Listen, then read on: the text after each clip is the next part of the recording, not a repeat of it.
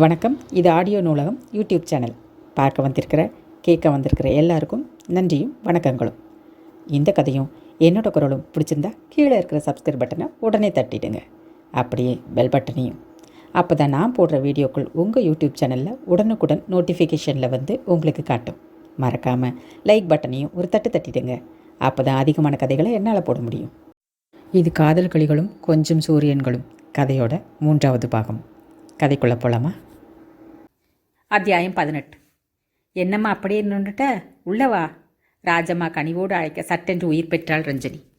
நீல கலரில் அரக்கு பார்டர் போட்ட பட்டு பாவாடையும் அரக்கு தாவணியும் நீல ரவிக்கையும் அணிந்து பிருஷ்டத்தை தொட்ட நீண்ட பின்னலோடு கல்மிஷமில்லாத குழந்தை முகத்துடன் வந்திருந்த ரஞ்சனியை முதல் பார்வையிலேயே பிடித்து விட்டது ராஜம்மாவுக்கு. அதே நேரம் பட்டணத்து நாகரிகம் இந்த பெண்ணை தொற்றிக்கொள்ளாமல் இருக்க வேண்டுமே என்ற கவலையும் ஏற்பட்டது. உள்ளே வந்த ரஞ்சனி வீட்டை சுற்றி சுற்றி பார்த்தாள். ஆளை விழுங்கும் சோபாக்களும் அழகிய கேர்டன்களும் வால்பேப்பர் ஒட்டிய சுவர்களும் அலங்கார விளக்குகளும் எலக்ட்ரானிக் சாதனங்களும் டெலிஃபோனும் அவளுக்கு புது உலகத்திற்கு வந்துவிட்டார் போலிருந்தது. என்ன கொண்டு பார்க்குற? இது ஓன் வீடு, நீ விருந்தாளி இல்லை. தைரியமாக எல்லா இடத்தையும் போய் சுற்றிப்பாரு. ராஜம்மா சொன்னதும் ரஞ்சனி தயங்கினாள். உள்ளே போன அம்மாவை காணவில்லை. பெற்ற தகப்பனும் பெண்ணும் ஊரிலிருந்து வந்திருக்கிறார்கள் என்று பரபரப்போ சந்தோஷமோ இல்லாமல் உள்ளே போய் என்ன செய்கிறாள்? அப்பா எங்கே போனார்? நான் வருவது அவருக்கு தெரியாதா? கிருத்திகா எங்கே? என்னை பார்க்கும் அவள் அவளுக்கு இல்லையா? நான் மட்டும் இங்கே பிடித்தா வந்திருக்கிறேன். இருந்தாலும் அதையும் மீறி எல்லோரையும் பார்க்கும் அவள் எனக்கு இருக்கத்தானே செய்கிறது. ஆனால் இங்கே பேச ஆளில்லாமல் ஏதோ நன்கொடை கேட்க வந்தார் போல் அல்லவா அமர்ந்திருக்கிறேன். ரஞ்சனியின் ஆவலும் அனைவரையும் பார்க்க வேண்டும் என்ற பரபரப்பும் ஒரு நிமிடத்தில் தண்ணீர் பட்ட பாலை போல அடங்கிவிட்டது. உள்ளே போன பெண்ணை காணாமல் வாத்தியாருக்கே எரிச்சல் ஏற்பட்டது. எழுந்து அவளது அறை நோக்கி சென்றார். ரஞ்சனியும் அவர் பின்னால் சென்றாள். பெண்ணின் அறை கதவை தட்டிவிட்டு குமிழை பிடித்து உள்ளே தள்ளினார். சுவர்ணா கட்டிலில் ஒய்யாரமாக சாய்ந்து கொண்டு டெலிஃபோனில் சிரித்து சிரித்து பேசிக் கொண்டிருந்தாள். கதவு திறந்ததும் உள்ளிருந்த ஏசி சில்லிப்பு ரஞ்சனியை தீண்ட ரஞ்சனி அம்மாவின் படோடோபமான அறையை கண்டு பிரமித்தாள். கட்டிலுக்கு பின்னால் சுவரில் உயரமாக காட்டு மரங்கள் தத்ரூபமாக தெரிந்தது. மரங்களின் ஊடே காட்டருவி ஒன்று இறங்கி வந்து கொண்டிருந்தது. அவ்வளவும் வால்பேப்பர் அலங்காரம் என்று புரியாமல் யார் வரைந்த ஓவியம் என்று யோசித்தாள்.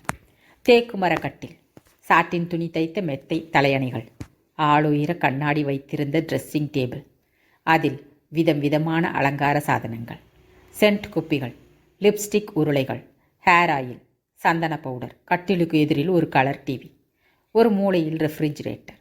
ஒரு அறைக்குள் எத்தனை வசதிகள்! ஸ்வர்ணா இவர்களை கண்டதும் டெலிஃபோனை வைத்துவிட்டு எழுந்தாள். என்னம்மா, எங்களை விட்டுட்டு நீ பாட்டுக்கு இங்கே வந்து உட்கார்ந்துட்ட? ஒரு முக்கியமான வேலைப்பா, சமாளித்த ஸ்வர்ணா ரஞ்சனியை பார்த்து சிரித்தாள். என்ன ரஞ்சனி, அம்மா வீடு எப்படி இருக்கு? பிடிச்சிருக்கா? ரஞ்சனி பதில் சொல்லாமல் சிரித்தாள். கிருத்திகா எங்க? தாத்தா கேட்டார். அவ ரூமில் இருப்பா. அந்த பொண்ணு 8 மணிக்கு குறைஞ்சது எந்திரிக்க மாட்டா. பக்கத்து ரூம் தான், போய் பாரு ரஞ்சனி. உன் சகோதரிய மாப்பிள்ளையும் காணோம். அவர் ஊரில் இல்லைப்பா. ஸ்வர்ணா வெளியில் வந்தாள். ஏம்மா, இது என்ன ட்ரெஸ்ஸு? லட்சணமாக புடவை கட்டிக்க வேண்டாமா?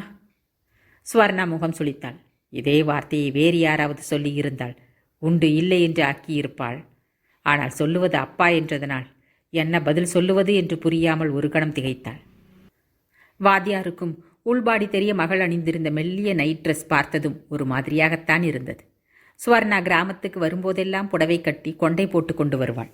1 நாள் 2 நாள் இருப்பாள். அப்பொழுதும் புடவைதான் கட்டுவாள். எனவே அவளை இப்படி மெல்லிய நைட் ட்ரெஸ்ஸில் பார்த்தது சுத்தமாக பிடிக்கவில்லை வாத்தியாருக்கு. ஆனால் நல்ல காலம். அடுத்த 15 நிமிடத்தில் ஸ்வர்ணா புடவைக்கு மாறி அவருக்கு ஒரு தற்காலிக திருப்தியை அளித்தாள். ரஞ்சனி மெல்ல அடுத்த அறைக்குள் எட்டி பார்த்தாள். கிருத்திகாவை படுக்கையில் காணவில்லை. கிருத்திகாவின் அறையும் ஏசி செய்யப்பட்டு சகல வசதிகளோடும் இருந்ததை பார்த்தாள். யாரது? ரஞ்சனி திடுக்கிட்டு குரல் வந்த திசையை நோக்கி திரும்ப கீர்த்தி பாத்ரூமில் இருந்து வெளியில் வந்தாள். ரஞ்சனி அவளையே ஒரு நிமிடம் இமைக்க மறந்து பார்த்தாள். ஒரு கருப்பையில் என்னோடு உருவாகி வளர்ந்து பிறந்தவள் இவள்தானா? உருண்டை முகமும் பொன்னிறமும் பாப் செய்த முடியுமாக எத்தனை அழகு! யார் நீ? கீர்த்தி ஆங்கிலத்தில் கேட்டாள். ரஞ்சனி. ஓ, எப்போ வந்த? கீர்த்தி பிரமைப்போடு அவளை பார்த்தாள்.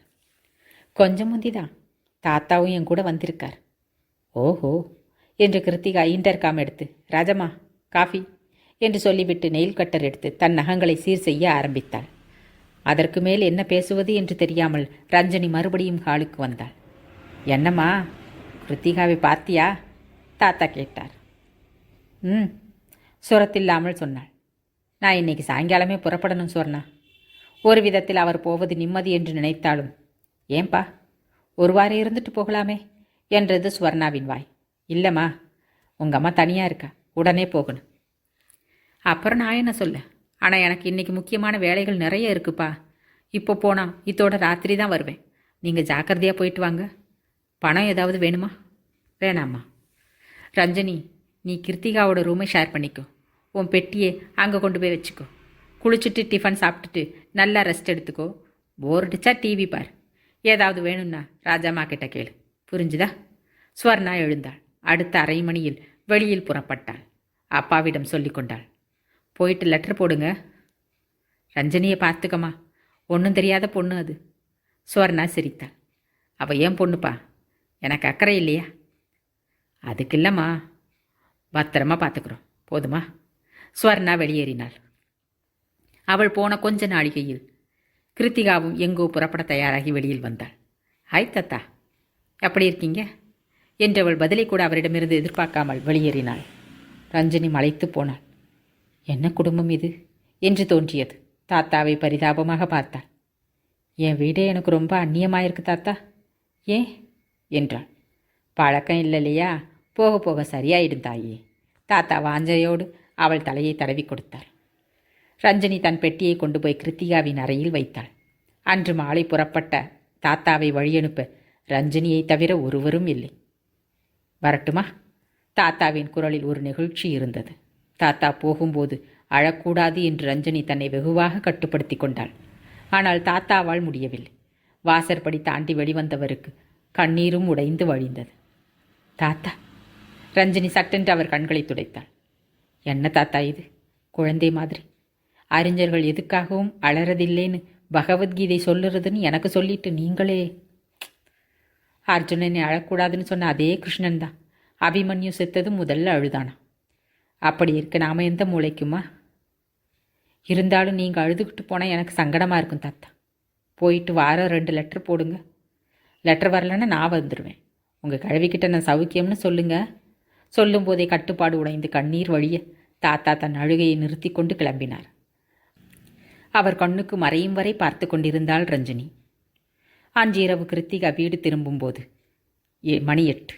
வந்ததும் தன் அறைக்குள் வந்தவள் முகம் மறு வினாடி சிவந்தது.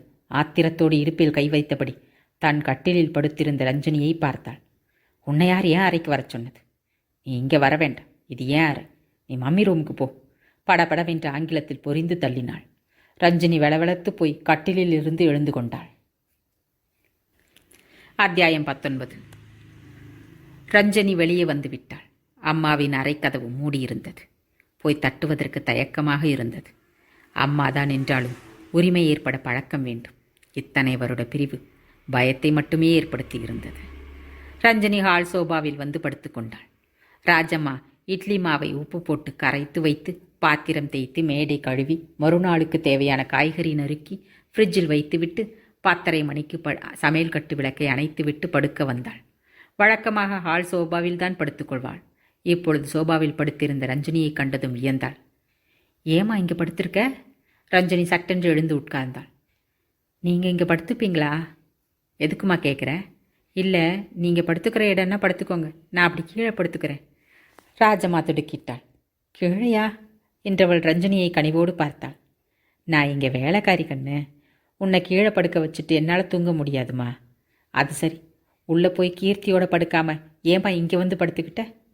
கீர்த்தி ஏதாவது சொல்லிச்சா? அது அவள் என்னமோ படபடன்னு சொன்னா, பேசினா சரியாக புரியலே. ஆனால் வெளியே போகணும்னு சொல்கிறான்னு மட்டும் புரிஞ்சுது, வந்துட்டேன். அது அப்படித்தாம்மா, நீ வருத்தப்படாத. என் கூட இன்னைக்கு இங்கே படுத்துக்க. காலையில் அம்மா கிட்ட உனக்கும் ஒரு ரூம் வேணும்னு கேளு. கேட்டால் கொடுத்துடுவாங்களா? ஆனால் இங்கே வேறு எங்கே ரூம் இருக்குது? கீர்த்திக்கிட்ட அம்மா கூப்பிட்டு கேட்பாங்க இல்லை? அவங்க சத்தம் போட்டா கீர்த்தி உன்னை விரட்ட மாட்டா.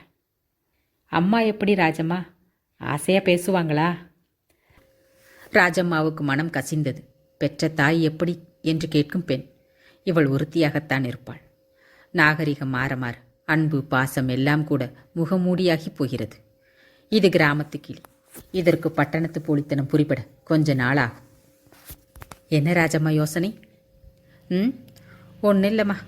நீ எப்படி இந்த வீட்டில் வந்து பிறந்தேன்னு நினச்சேன். ஏன்? நீ கிராமத்திலே இருந்திருக்கலாமே கண்ணு.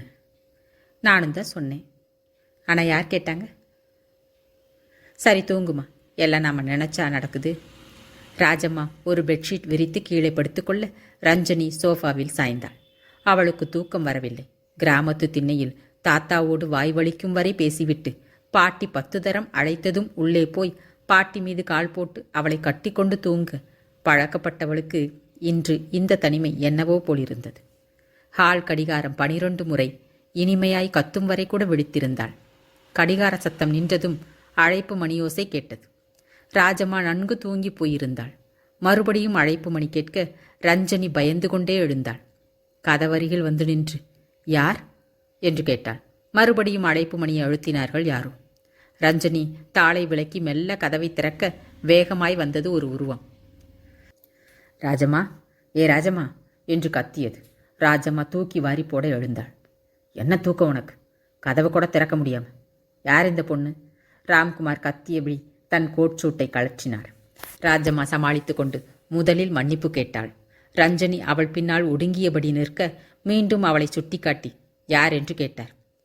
உங்க பொண்ணு ஐயா, ரஞ்சனி கிராமத்திலிருந்து வந்திருக்கு. ராம்குமார் ஒரு கணம் தடுமாறினார். ரஞ்சனியை திகைப்போடு பார்த்தார். மை காட், ஏன் பொண்ணா இது? ஹலோ டியர், வா வா, எப்போ வந்த? அவர் வேகமாய் வந்து அவளை மெல்ல அணைத்து நெற்றியில் முத்தமிட்டார். ரஞ்சனிக்கு பயமும் கூச்சமும் ஒரு சேர உடம்பு நடுங்கியது. ஓகே, படு ரஞ்சனி, காலையில் பார்ப்போம், குட் நைட் என்றவர் மனைவியின் அறைக்கு கூட செல்லாமல் நேராக தன் அறைக்கு சென்று கதவை சாத்தி கொண்டார். விடியும் வரை ரஞ்சனி தூங்கவே இல்லை. ஒரே கடலில் குட்டி குட்டி தீவுகள் போல ஒரே வீட்டில் ஒருவரோடு ஒருவர் ஒட்டாத 3 மனிதர்களோடுதான் இனி தன் வாழ்க்கை என்பது அவளுக்கு நன்கு புரிந்தது. தானும் ஒரு தீவாகவே நின்று விடுவோமோ என்று கூடவே பயமும் ஏற்பட்டது. காலை 5 மணிக்கு ராஜம்மா எழுந்தபோது கூடவே எழுந்து விட்டாள் ரஞ்சனியும். நீ எதுக்கு இவ்வளோ சீக்கிரம் எழுந்துக்கிறமா? கொஞ்ச நாளை கூட படுத்துக்கோ என்றாள் ராஜம்மா. இல்லை பாட்டி, அங்கே 5 மணிக்கெல்லாம் எழுப்பிடுவாங்க. நான் தான் வாசல் தெளிச்சு கோலம் போடுவேன். ராஜம்மா சிரித்தாள். இங்கே கோலம் போட வாசல் இல்லை கண்ணு. சரி, பல்லு தேய்ச்சிட்டு வா, காப்பி போட்டு தரேன். ரஞ்சனி பல் தேய்த்து அப்படியே குளித்து விட்டு வந்தாள். சமையல் அறைக்கு பக்கத்தில் ஒரு சின்ன பூஜை அறை இருந்தது. மணி வைத்த கதவுகளோடு மிக அழகாக இருந்தது. உள்ளே கருப்புக்கள் தரை மீது சந்தன மண்டபத்தில் ஐம்பொன்னில் செய்த அம்மன் விக்கிரகம் ஒன்றும் இருக்க, சுவர் முழுக்க சாமி படங்கள், அம்மனுக்கு முன்னால் பூஜை சாமான்கள், வெள்ளி குங்குமச்சிமிழ், வெள்ளி விளக்கு, கற்பூரம் ஏற்றும் தீபக்கால், வெள்ளியால் ஆன சின்ன மணி, அம்மனின் கழுத்தில் தங்கச்சரடில் கோர்த்திருந்த ஒரு சின்ன தங்கத்தாளி, காது மூக்குகளில் கூட கல்பதித்த தங்க ஆபரணங்கள். அம்மன் முகம் மிக அழகாயிருந்தது.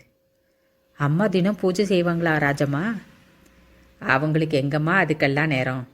பின்ன அப்பாவா? அவர் இந்த பக்கம் கூட வரமாட்டார். கீர்த்தியா?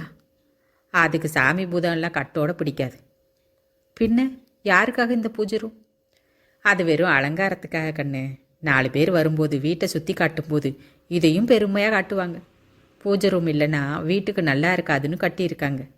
இதில் இருக்கிற சாமானை எல்லாம் பளிச்சுன்னு சுத்தமாக வைக்கணும். இந்த ரூமை தினமும் துடைச்சி கண்ணாடி மாதிரி வைக்கணும்னு எனக்கு கட்டளை. ஆனால் எனக்கு தான் மனசு கேட்கல. தினமும் கோலம் போட்டு நானே விளக்கும் ஏற்றி வச்சு கொஞ்சம் பூவும் வாங்கி போடுவேன். அவங்களுக்கு வேணா இது அலங்காரத்துக்காக இருக்கலாம், ஆனால் எனக்கு இது சாமி. ரஞ்சனி ஒரு கணம் மௌனமாக அந்த பூஜை அறையை வெறித்து பார்த்தாள். ராஜம்மாவுக்கு திடீரென்று பயம் வந்தது. தான் அதிகமாக பேசிவிட்டோமோ என்று தோன்றியது. பெற்ற தாய் தந்தையை பற்றி தான் குற்றம் சொல்லுகிறோமே என்று இந்த பெண் நினைத்து வருந்திவிட்டாள். ராஜம்மா சட்டென்று அவள் அருகில் வந்தாள். ரஞ்சனி, என்னை மன்னிச்சுட்டு கண்ணு. ஏதோ மனசுல இருந்த ஆதங்கத்தில் ஏதோதோ பேசிட்டே. என்னடா அம்மா அப்பாவை பற்றி சொல்லிட்டாளேன்னு என்னை தப்பாக நினச்சிடாத கண்ணு. இங்கே மற்றவங்க யார்கிட்டையும் மனசு விட்டு பேச முடியாது. உன்னை பார்த்ததும் நீ இவங்களாட்டம் இல்லைங்கிற சந்தோஷத்தில் கொஞ்சம் மனசு திறத்து பேசிட்டேன். இனிமே இப்படியெல்லாம் பேச மாட்டேன். மன்னிப்பு கிண்ணிப்புன்னு பேசாத ராஜம்மா. நீ எனக்கு தாய் மாதிரி. இனிமே இந்த பூஜை அறை என்னோட பொறுப்பு, சரிதானே என்றாள் ரஞ்சனி. ராஜம்மா சந்தோஷ முகத்தோடு அவளை இழுத்து கன்னத்தில் அன்போடு முத்தம் பதித்தாள். நீ நல்லா இருக்கணும் தாய். எவ்வளோ ஒசரத்துக்கு போனாலும் மனுஷியாயிரு, அதுதான் முக்கியம். இதுதான் உனக்கு என்னோட புத்திமதி. என்னை தாய் மாதிரின்னு சொன்னதுனால உரிமையோட சொல்கிறேன். ரஞ்சனி சிரித்தபடியே பூஜை அறைக்குள் சென்றாள். அறையை துடைத்து கோலம் போட்டு விளக்கில் எண்ணெய் விட்டு திரிக்கிள்ளி விளக்கேற்றி ஊதுபத்தியும் கொளுத்தி வைத்துவிட்டு விழுந்து வணங்கினாள். ராஜம்மா குளித்துவிட்டு சமையலை ஆரம்பிக்க ரஞ்சனி ஒத்தாசைக்கு வந்தாள். ராஜம்மா தடுத்தும் கேட்கவில்லை. ராஜம்மா இட்லி தட்டுகளில் மாவு ஊற்றி இட்லி குக்கரில் வைக்க ரஞ்சனி சட்னிக்கு தேங்காய் துருவி கொடுத்தாள். ராஜம்மாவுக்கு புளி கரைத்து கொடுத்தாள். ராஜம்மா அவளுக்கு மிக்சியில் எப்படி அரைப்பது என்று கற்றுக் கொடுத்தாள். 2 பேருமாக சேர்ந்து டிஃபன் சமையல் எல்லாம் முடித்து சமையல் அறையை சுத்தம் செய்து முடித்த போது மணி 8. அப்பொழுதுதான் எழுந்து வந்தாள் ஸ்வர்ணா. மேக்ஸி அணிந்து கையை தலைக்கு மேல் தூக்கி சோம்பல் முறித்தபடி வந்தவள் ரஞ்சனியை பார்த்ததும் சிரித்தாள். Hi ரஞ்சு, good morning. ராத்திரி நல்லா தூங்குனியா? ராஜம்மா காப்பி கொண்டா என்றபடி டைனிங் டேபிளில் உட்கார்ந்தாள். பல் கூட தேய்க்காமல் காப்பி சாப்பிடும் அம்மாவை ரஞ்சனி வியப்பும் அருவருப்புமாக பார்த்தாள். ஐயா வந்துட்டாரா? வந்துட்டாருமா. ராத்திரி ரஞ்சனி தான் கதவை திறந்துச்சு. அவருக்கு அடையாளமே தெரியல. ரஞ்சனியா? ஏன், நீ என்ன பண்ணிட்டு இருந்த? அது சரி, ரஞ்சனி ஹாலியா இருந்தா எதுக்கு? ஏன் ரஞ்சனி? ரஞ்சனி எதுவும் சொல்லாமல் தயங்கி நிற்க ராஜம்மா உதவிக்கு வந்தாள். அதுமா, கீர்த்தி தன்னோட ரூமில் யாருக்கும் இடம் இல்லைன்னு இவளை உங்களோட படுத்துக்க சொல்லி அனுப்பிடுச்சு. நீங்களும் தூங்கிட்டீங்க, சரி தொந்தரவு பண்ண வேணாம்னு ஹால்லேயே எங்கூட படுத்துக்கிட்டேன். ஸ்வர்ணாவின் முகம் சிவந்தது. வர வர கீர்த்திக்கு ரொம்ப திமிராயிடுச்சு என்று முணுமுணுத்தாள். அதே நேரம் கீர்த்தியும் தன் அறை கதவை திறந்து வெளியில் வந்தாள். ஸ்வர்ணா அவளிடம் ஆங்கிலத்தில் ஏதோ கேட்க பதிலுக்கு ஆங்கிலத்திலேயே கீர்த்தி சத்தமாக ஏதோ சொல்ல ஸ்வர்ணாவும் விடாமல் அவளை திட்ட கீர்த்தி அலட்சியமாக பதில் சொல்ல அம்மாவும் சகோதரியும் பேசிக்கொண்ட ஆங்கிலத்தில் அயர்ந்து போய் நின்றாள் ரஞ்சனி. த பார் கீர்த்தி, திஸ் இஸ் மை ஹவுஸ். இங்கே நான் வைக்கிறது தான் சட்டம். இவ உன் ரூமில் தான் இருப்பா. இவ உன் கூட பிறந்தவ தான், யாரோ இல்லை, புரிஞ்சுதா என்று கீர்த்திகாவிடம் தீர்மானமாக சொன்ன ஸ்வர்ணா ரஞ்சனியின் பக்கம் திரும்பி அதே ஆங்கிலத்தில் பேச ஆரம்பித்தாள். பாரு ரஞ்சனி, இனிமே அவ கூட அந்த ரூமில் தான் படுக்கணும். அவள் ஏதாவது சொன்னாலும் பயந்துக்காத. நேற்று ஏன் உடனே என்னை எழுப்பல நீ? ரஞ்சனிக்கு அம்மா என்ன கேட்டாள் என்று சுத்தமாக புரியவில்லை. சொல்லு, உடனே ஏன் என்னை எழுப்பல? ஸ்வர்ணா மீண்டும் கேட்டாள். என்ன சொன்னீங்கம்மா? எனக்கு புரியல. எனக்கு இங்கிலீஷ் எல்லாம் பேச வராது. கிருத்திகா பக்க என்று சிரித்தாள். ஸ்வர்ணாவின் முகம் சட்டென்று மாறியது. அம்மா, இந்த இங்கிலீஷ் தெரியாத நாட்டுப்புறத்தை உன் பொண்ணுன்னு சொல்லிக்காத. சொசைட்டியில் உன் மரியாதை போயிடும் என்றபடி கீர்த்தி தன் பாப் தலையை குலுக்கியபடி சொல்ல ஸ்வர்ணா ரஞ்சனியை வைத்த கண் வாங்காமல் பார்க்க ரஞ்சனியின் தேகம் ஏனோ நடுங்கியது.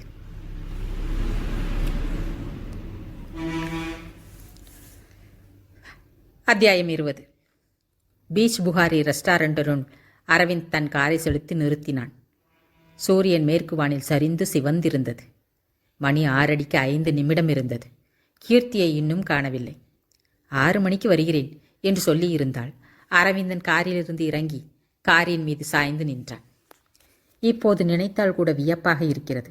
இத்தனை சீக்கிரம் கீர்த்தி அவனை நேசிக்கத் தொடங்குவாள் என்று அவன் நினைக்கவில்லை. கிட்டத்தட்ட 2 வருட காலமாக அவளை அவன் கவனித்துக் கொண்டிருக்கிறான், அவளுக்கு தெரியாமல். முதலில் அவள் பள்ளியிலிருந்து டொனேஷன் கேட்டு வேண்டுகோள் கடிதம் ஒன்று வந்தது. அதைத் தொடர்ந்து ஆசிரியர் சிலர் நேரில் வந்திருந்தனர். அரவிந்தன் தன் கம்பெனி சார்பாக 10,000 ரூபாய் நன்கொடை அளிக்க சம்மதித்தான். அதைத் தொடர்ந்து பள்ளியில் நடந்த விழாவுக்கு அவனை சிறப்பு விருந்தாளியாக அழைத்திருந்தனர். அரவிந்தனும் சென்றிருந்தான். மேடையில் அமரவோ பேசவோ மறுத்துவிட்டான். முதல் வரிசையில் அமர்ந்து நிகழ்ச்சிகளை ரசித்தான். 3ஆவதாக நடந்த ஒரு ஆங்கில நாடகத்தில் கீர்த்தி வெள்ளைக்கார இளவரசியாக நடித்தாள். குண்டு முகமும் உயர்ந்த ரக ஆடைகளும் பொன்னிற முடிகொண்ட விக்குமாக செல்லுலாய்டு பொம்மை போல உயிலாக வந்து நுனி நாக்கில் அசல் பிரிட்டிஷ் இளவரசியைப் போல ஆங்கிலம் பேசியவளை கண்டு அயர்ந்து போனான் அரவிந்தன். அன்றைய விழாவில் கீர்த்திக்கு சிறப்பு பரிசும் அளித்திருந்தார்கள், அவளது திறமையான நடிப்புக்காக. அவளுடைய ஆங்கில உச்சரிப்பை விழா தலைவர் புகழென்று புகழ்ந்து தள்ளினார் தன் பேச்சின் போது. விழா முடிந்து வீட்டுக்கு வரும்போது மனசுக்குள் அந்த முகத்தையும் சுமந்து வந்தான் அரவிந்தன். மறுநாளே பள்ளி நிர்வாகிக்கு போன் செய்து சிறப்பாக விழா நடத்தியதற்கு பாராட்டு தெரிவிப்பது போல பேசிவிட்டு மெல்ல கீர்த்தியை பற்றி விசாரித்தான். அற்புதமாக நடித்த அந்த பெண் யார் மேடம் என்றான். தொழிலதிபர் ராம்குமாரின் பெண் என்று தெரிந்து கொண்டான். கீர்த்திக்கே தெரியாமல் அவளை தொடர்ந்து சென்று ரசித்தான். அவளுடைய குணங்களை ஆராய முற்பட்டான். திமிர் பிடித்த நவநாகரிக டீனேஜ் பெண் என்று தெரிந்தும் ஏனோ அவளை வெறுக்க அவனால் முடியவில்லை. உள்ளே ஒரு குரல் குறி சொல்லிற்று. ஷீ இஸ் யுவர் லேடி அரவிந்தா என்று. பேசவில்லை, பழகவில்லை. ஆனால் அரவிந்தனின் மனம் அவள் வசம் முழுவதுமாக நழுவியிருந்தது. தன்னுடைய கௌரவத்துக்கு ஒரு பெண்ணின் பின்னால் இப்படி சுற்றுவது அழகா என்று சில நேரம் அவனுக்கு தோன்றும். ஆனாலும் அவள் அறியாமல் அவளை ரசிப்பதில் ஒரு சுகம் இருப்பதாக உணர்ந்தான். தியேட்டரில் அன்று அவள் நிதியமைச்சரின் பேத்தி என்று சொன்னபோது அவன் அவளுக்கு சற்று தள்ளித்தான் நின்றிருந்தான். அவள் அப்படி சொல்லி டிக்கெட் வாங்கியது கூட அவனுக்கு வேடிக்கையாகத்தான் இருந்தது. அவளுடைய குறும்பை மிகவும் ரசித்தான். ஆனால் ஹோட்டலில் அவள் ஏமாற்ற முயன்றபோதுதான் அவனுக்கு கவலை ஏற்பட்டது. அது தவறான செயல் என்று தோன்றியது. கீர்த்திக்கு அவனை யாரென்று தெரியாவிட்டாலும் அவனை பொறுத்தவரை அவளை மிகவும் நேசிக்க ஆரம்பித்திருந்ததால் அவள் மீது மிகவும் தனக்கு உரிமை இருப்பதாகவே கருதினான். அந்த உரிமையினாலேயே அவளுடைய தவறை திருத்த முற்பட்டான். அதுவும் இல்லாமல் தனக்கு மனைவியாக வரப்போகிறவள் நேர்மை தவறி நடப்பதையும் அவன் விரும்பவில்லை. கீர்த்திதான் தன் வருங்கால மனைவி என்று கிட்டத்தட்ட அவன் முடிவே செய்துவிட்டான் என்றுதான் சொல்ல வேண்டும். ஆனால் கீர்த்தியின் திமிர் அவ்வளவு எளிதில் குறையுமா என்பதுதான் அவன் கவலையாக இருந்தது. ஆனால் அந்த கவலை சன நேரத்தில் காணாமல் போய்விட்டது. கீர்த்தியின் மனசும் மெல்ல மெல்ல அவனை நோக்கி வருவதை உணர்ந்தான். அதுவும் நிச்சயதார்த்த விழாவில் வேண்டுமென்றே அவன் அவளை பார்க்காதது போல அலட்சியப்படுத்த கீர்த்தி அவன் பார்வையை தன் பக்கம் இழுக்க பட்ட பாடு. மற்றொரு பெண்ணோடு இவன் சுவாரஸ்யமாக நெருங்கி நின்று பேசிய போது கீர்த்தியின் முகம் போன போக்கு, அந்த முகத்தில் சுடர்விட்ட பொறாமை இப்பொழுது நினைத்தாலும் சிரிப்பு வந்தது அரவிந்தனுக்கு.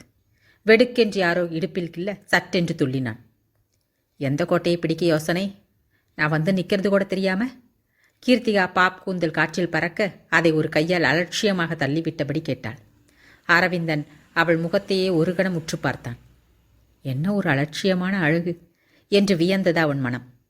பசிக்குதுப்பா, இப்படி முறைச்சு பார்த்துட்டு இருந்தா எப்படி? திங்கவா இங்கே வந்த? பின்ன எதுக்காம்? சரி, அப்போ தின்னுட்டு போய் சேர். அரவிந்தன் தன் காரினுள் அமரப்போக கீர்த்தி கப்பென்று அவன் காதை பிடித்தாள். ஒழுங்கா வாங்க, இல்லை நீங்கள் என் கையை பிடிச்சி இழுத்து வம்பு பண்ணதா சத்தம் போடுவேன். போடு. நிஜமாக போடுவேன். போடுன்றேனே. அப்படியா என்று கீர்த்தி இடதுபுறம் திரும்பி கேட்டருகில் நின்று வாட்ச்மேனை அழைத்தாள். வாட்ச்மேன், இங்கே வாயா. என்னம்மா என்றபடி அவன் ஓடி வந்தான். என்னையா காவல்காரன் நீ? பட்ட பகலில் இந்த ஆள் என் கையை பிடிச்சி இழுக்கிறான், பார்த்துட்டு சும்மா நிற்கிறியே. வாட்ச்மேன் இருவரையும் மாறி மாறி பார்த்தவன் பக்கென்று சிரித்தான். என்னையா சிரிக்கிற? சிரிக்கவா கூப்பிட்டேன் உன்ன? பின்ன சிரிப்பு வராமல் என்னம்மா செய்யும்? நீ இல்லை அவர் காதை பிடிச்சிக்கிட்டு இருக்க. கீர்த்தி டக்கென்று அவன் காதிலிருந்து கையை எடுத்தாள். அடுத்த கணம் அரவிந்தனின் கையை பிடித்து கொண்டாள். இப்போ பார், கையை பிடிக்கிறான் என்றாள். வாட்ச்மேன் இன்னும் பெரிதாக சிரித்தான். அரவிந்தன் சிரிப்பை அடக்கி கொண்டு பேசாமல் நின்றான். கீர்த்தி பல்லை கடித்தாள். போயா என்றாள் வாட்ச்மேனை பார்த்து. சரி வா, வந்து வேணுங்கிறத கொட்டிக்கோ என்றான் அரவிந்தன். இப்போ சொன்னீங்களே, இது கரெக்ட். கீர்த்தி அவன் கையை கெட்டியாக பிடித்து கொண்டு சின்ன பெண் போல குதித்து குதித்து நடக்க அரவிந்தன் அவளை அதட்டினான். இது பொது இடம் கீர்த்தி, கையை விடு. நீ குழந்தையில் 4 பேர் பார்க்குறாங்க, டீசெண்டாக நட. பார்த்தா என்ன, பார்க்கட்டுமே. நீங்கள் யாரு? ஏன் ஆள், ஏன் லவர், ஏன் உட்பி? நான் உங்கள் கையை பிடிப்பேன், கழுத்தை கட்டிப்பேன். எவ என்ன சொல்கிறது? அதெல்லாம் கல்யாணத்துக்கு பிறகு. இப்போ ஒழுங்கா நட. என்னை துரத்தி வந்து பொது இடத்துல நீங்கள் சீண்டலையா? அது அப்போ உன் அன்பு கிடைக்கணும்னு உன்னை துரத்தினேன், இப்போதான் கிடச்சிடுச்சே.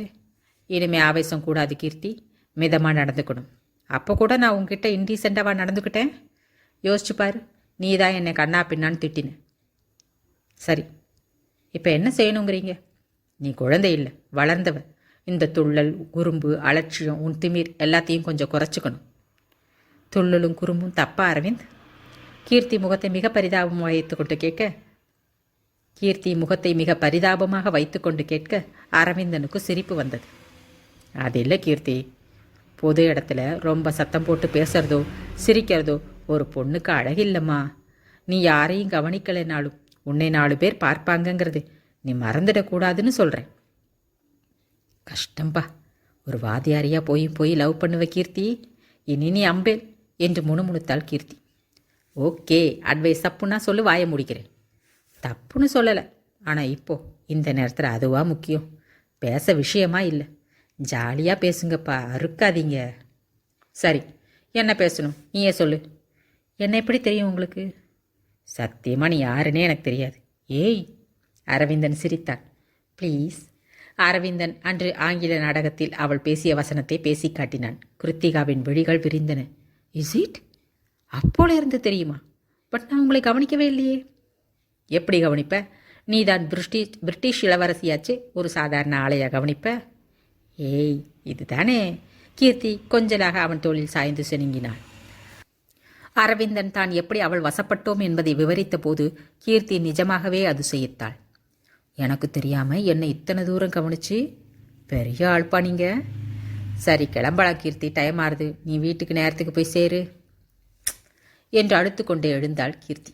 அவள் வீடு வந்து சேர்ந்தபோது அம்மாவும் அப்பாவும் வந்திருக்கவில்லை. ரஞ்சினி சாப்பிட்டு விட்டு கீர்த்தியின் அறையில் படுத்திருந்தாள். கிருத்திகா அவளை எரிச்சலோடு பார்த்தாள். இதோப்பா ரஞ்சினி, போனா போகட்டும்னு என் ரூமை நீ ஷேர் பண்ணிக்க அனுமதிக்கிறேன். ஆனால் உனக்கு கட்டில் வேணும்னா மம்மிக்கிட்ட வேற கட்டில் வாங்கி ஒரு பக்கம் போட்டுட்டு படுத்துக்கோ. இப்போ எழுந்துரு என் கட்டிலிருந்து. ரஞ்சினி கட்டிலிருந்து எழுந்திருந்தாள். தரையில் படுத்து கொண்டாள். மொசைத்தரை சில்லென்று முதுகில் ஏறியது. பாட்டி தரையில் படுக்கவே விடமாட்டாள்.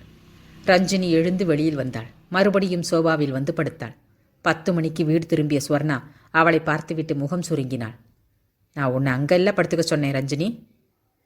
அம்மா, நான் என்ன செய்யட்டும்? எனக்கு அங்கே படுக்கை இல்லை, தரை சில்லுன்னு இருக்கு, அதான். சுவர்ணா ஒரு நிமிடம் அவளை முறைத்தாள். இதோ பார் ரஞ்சினி, இது கிராமம் இல்லை, பட்டணம். நீ இப்படி தமிழில் பேசுகிறதோ என்னை அம்மானு கூப்பிடுறதோ இனி கூடாது. மம்மின்னு தான் கூப்பிடணும். இங்கிலீஷில் தான் பேசணும், புரியுதா? ரஞ்சினி பலமாய் அதிர்ந்தாள். அத்தியாயம் 21. ஓம் என்பது பிரணவ ஒளி, இறைவனுக்கு உரியது. ஓங்காரத்திற்கு நிகரான ஒளி என்று ஒன்று உண்டென்றால் அது அம்மா என்று மனிதனிலிருந்து சில ஜீவராசிகளும் அழைக்கும் ஒளிதான். தாய் என்பவளை இறைவனுக்கு முன்னால் வைத்து முதன்மை ஸ்தானம் கொடுத்து மாதா, பிதா, குரு, தெய்வம் என்று வரிசைப்படுத்திய நாடு இது. ஆடும் மாடும் கூட மா என்று ஒளியெழுப்பி தாயை விழிக்கையில் அம்மா என்று பெற்ற பெண் அழைக்கும்போது ஒரு தாய் முகம் சுளிக்கிறாள் என்றால் அது ஸ்வர்ணா ஒருத்தியாகத்தான் இருக்க முடியும். அம்மா என்ற ஒளி அழைக்கும் குழந்தைகளுக்கும் ஆனந்தம், அழைக்கப்படும் தாய்க்கும் ஆனந்தம். இந்த ஆனந்தத்தை பெறவே ஒவ்வொரு பெண்ணும் துடிக்கிறாள். ஆனால் இங்கு ஸ்வர்ணாவோ நேர்மாறாயிருந்தாள். அம்மா என்ற தமிழ் வார்த்தை அவளுக்கு நாராசமாயிருக்கிறதாம். மம்மி என்ற ஆங்கில துவனிதான் அவளுக்கு கௌரவமாம். வேடிக்கையாயிருந்தது ரஞ்சினிக்கு. நாகரிகமும் மேல்தொட்டு தொடர்பும் மனிதர்களை வேரோடு மாற்றிவிடுமா என்ன? ஆனால் மாற்றியிருக்கிறதே. திடீரென்று மம்மி என்று உச்சரிக்கவோ ஆங்கிலத்தில் பேசவோ எப்படி முடியும்? கிராமத்து பள்ளியில் ஆங்கிலம் பாடமொழி அல்ல, எல்லா சப்ஜெக்டுகளும் தமிழில்தான். ஆங்கிலமும் அதுபோல ஒரு சப்ஜெக்டாகத்தான் இருந்தது. அதுவே தடுக்கி விழுந்து உருப்போட்டுத்தான் பாஸ் செய்ய முடியும். தாத்தாவுக்கும் ஆங்கில ஞானம் பெரிய அளவில் இல்லை. இருந்திருந்தால் அந்த விஷயத்திலும் தாத்தா அவளுக்கு நிறைய கற்றுக் கொடுத்திருப்பார். 16 வருடங்கள் கிராமத்தில் பாரம்பரியமாக வளர்க்கப்பட்ட பிறகு இப்பொழுது வேறு ஓரிடத்தில் வேறு மாதிரியான சூழலில் வேர் பிடிப்பது கடினம் என்று அம்மாவுக்கு ஏன் புரியவில்லை? மாற்றம் தேவைதான். அது நன்மை பயக்குமெனில் ஏற்றுக்கொள்ளலாம். வெறும் வரட்டு கௌரவம் கருதியெனில் எவ்வாறு மாற முடியும்? ரஞ்சனி யோசித்தபடியே நின்றிருக்க ஸ்வர்ணா டெலிஃபோன் எடுத்து சுழற்றினாள். யாரிடமோ பேசினாள். ஃபோனை வைத்தாள். ரஞ்சனியின் பக்கம் திரும்பினாள். நாளையிலிருந்து உனக்கு ஆங்கிலம் சொல்லிக் கொடுக்க ஒரு லேடி வருவாங்க, புரிஞ்சுதா? ரஞ்சனி பதில் எதுவும் சொல்லவில்லை. அன்று மாலை 3 மணி வாக்கில் ரஞ்சனிக்காக கட்டிலும் மெத்தையும் தலையணைகளும் வந்திறங்கியது. கிருத்திகாவின் அறையில் கட்டில் பொருத்தப்பட்டது. புது கட்டில், புது கேளான் மெத்தை, அதன் மீது வெல்வெட் விரிப்பு, உயர் ரக கம்பளி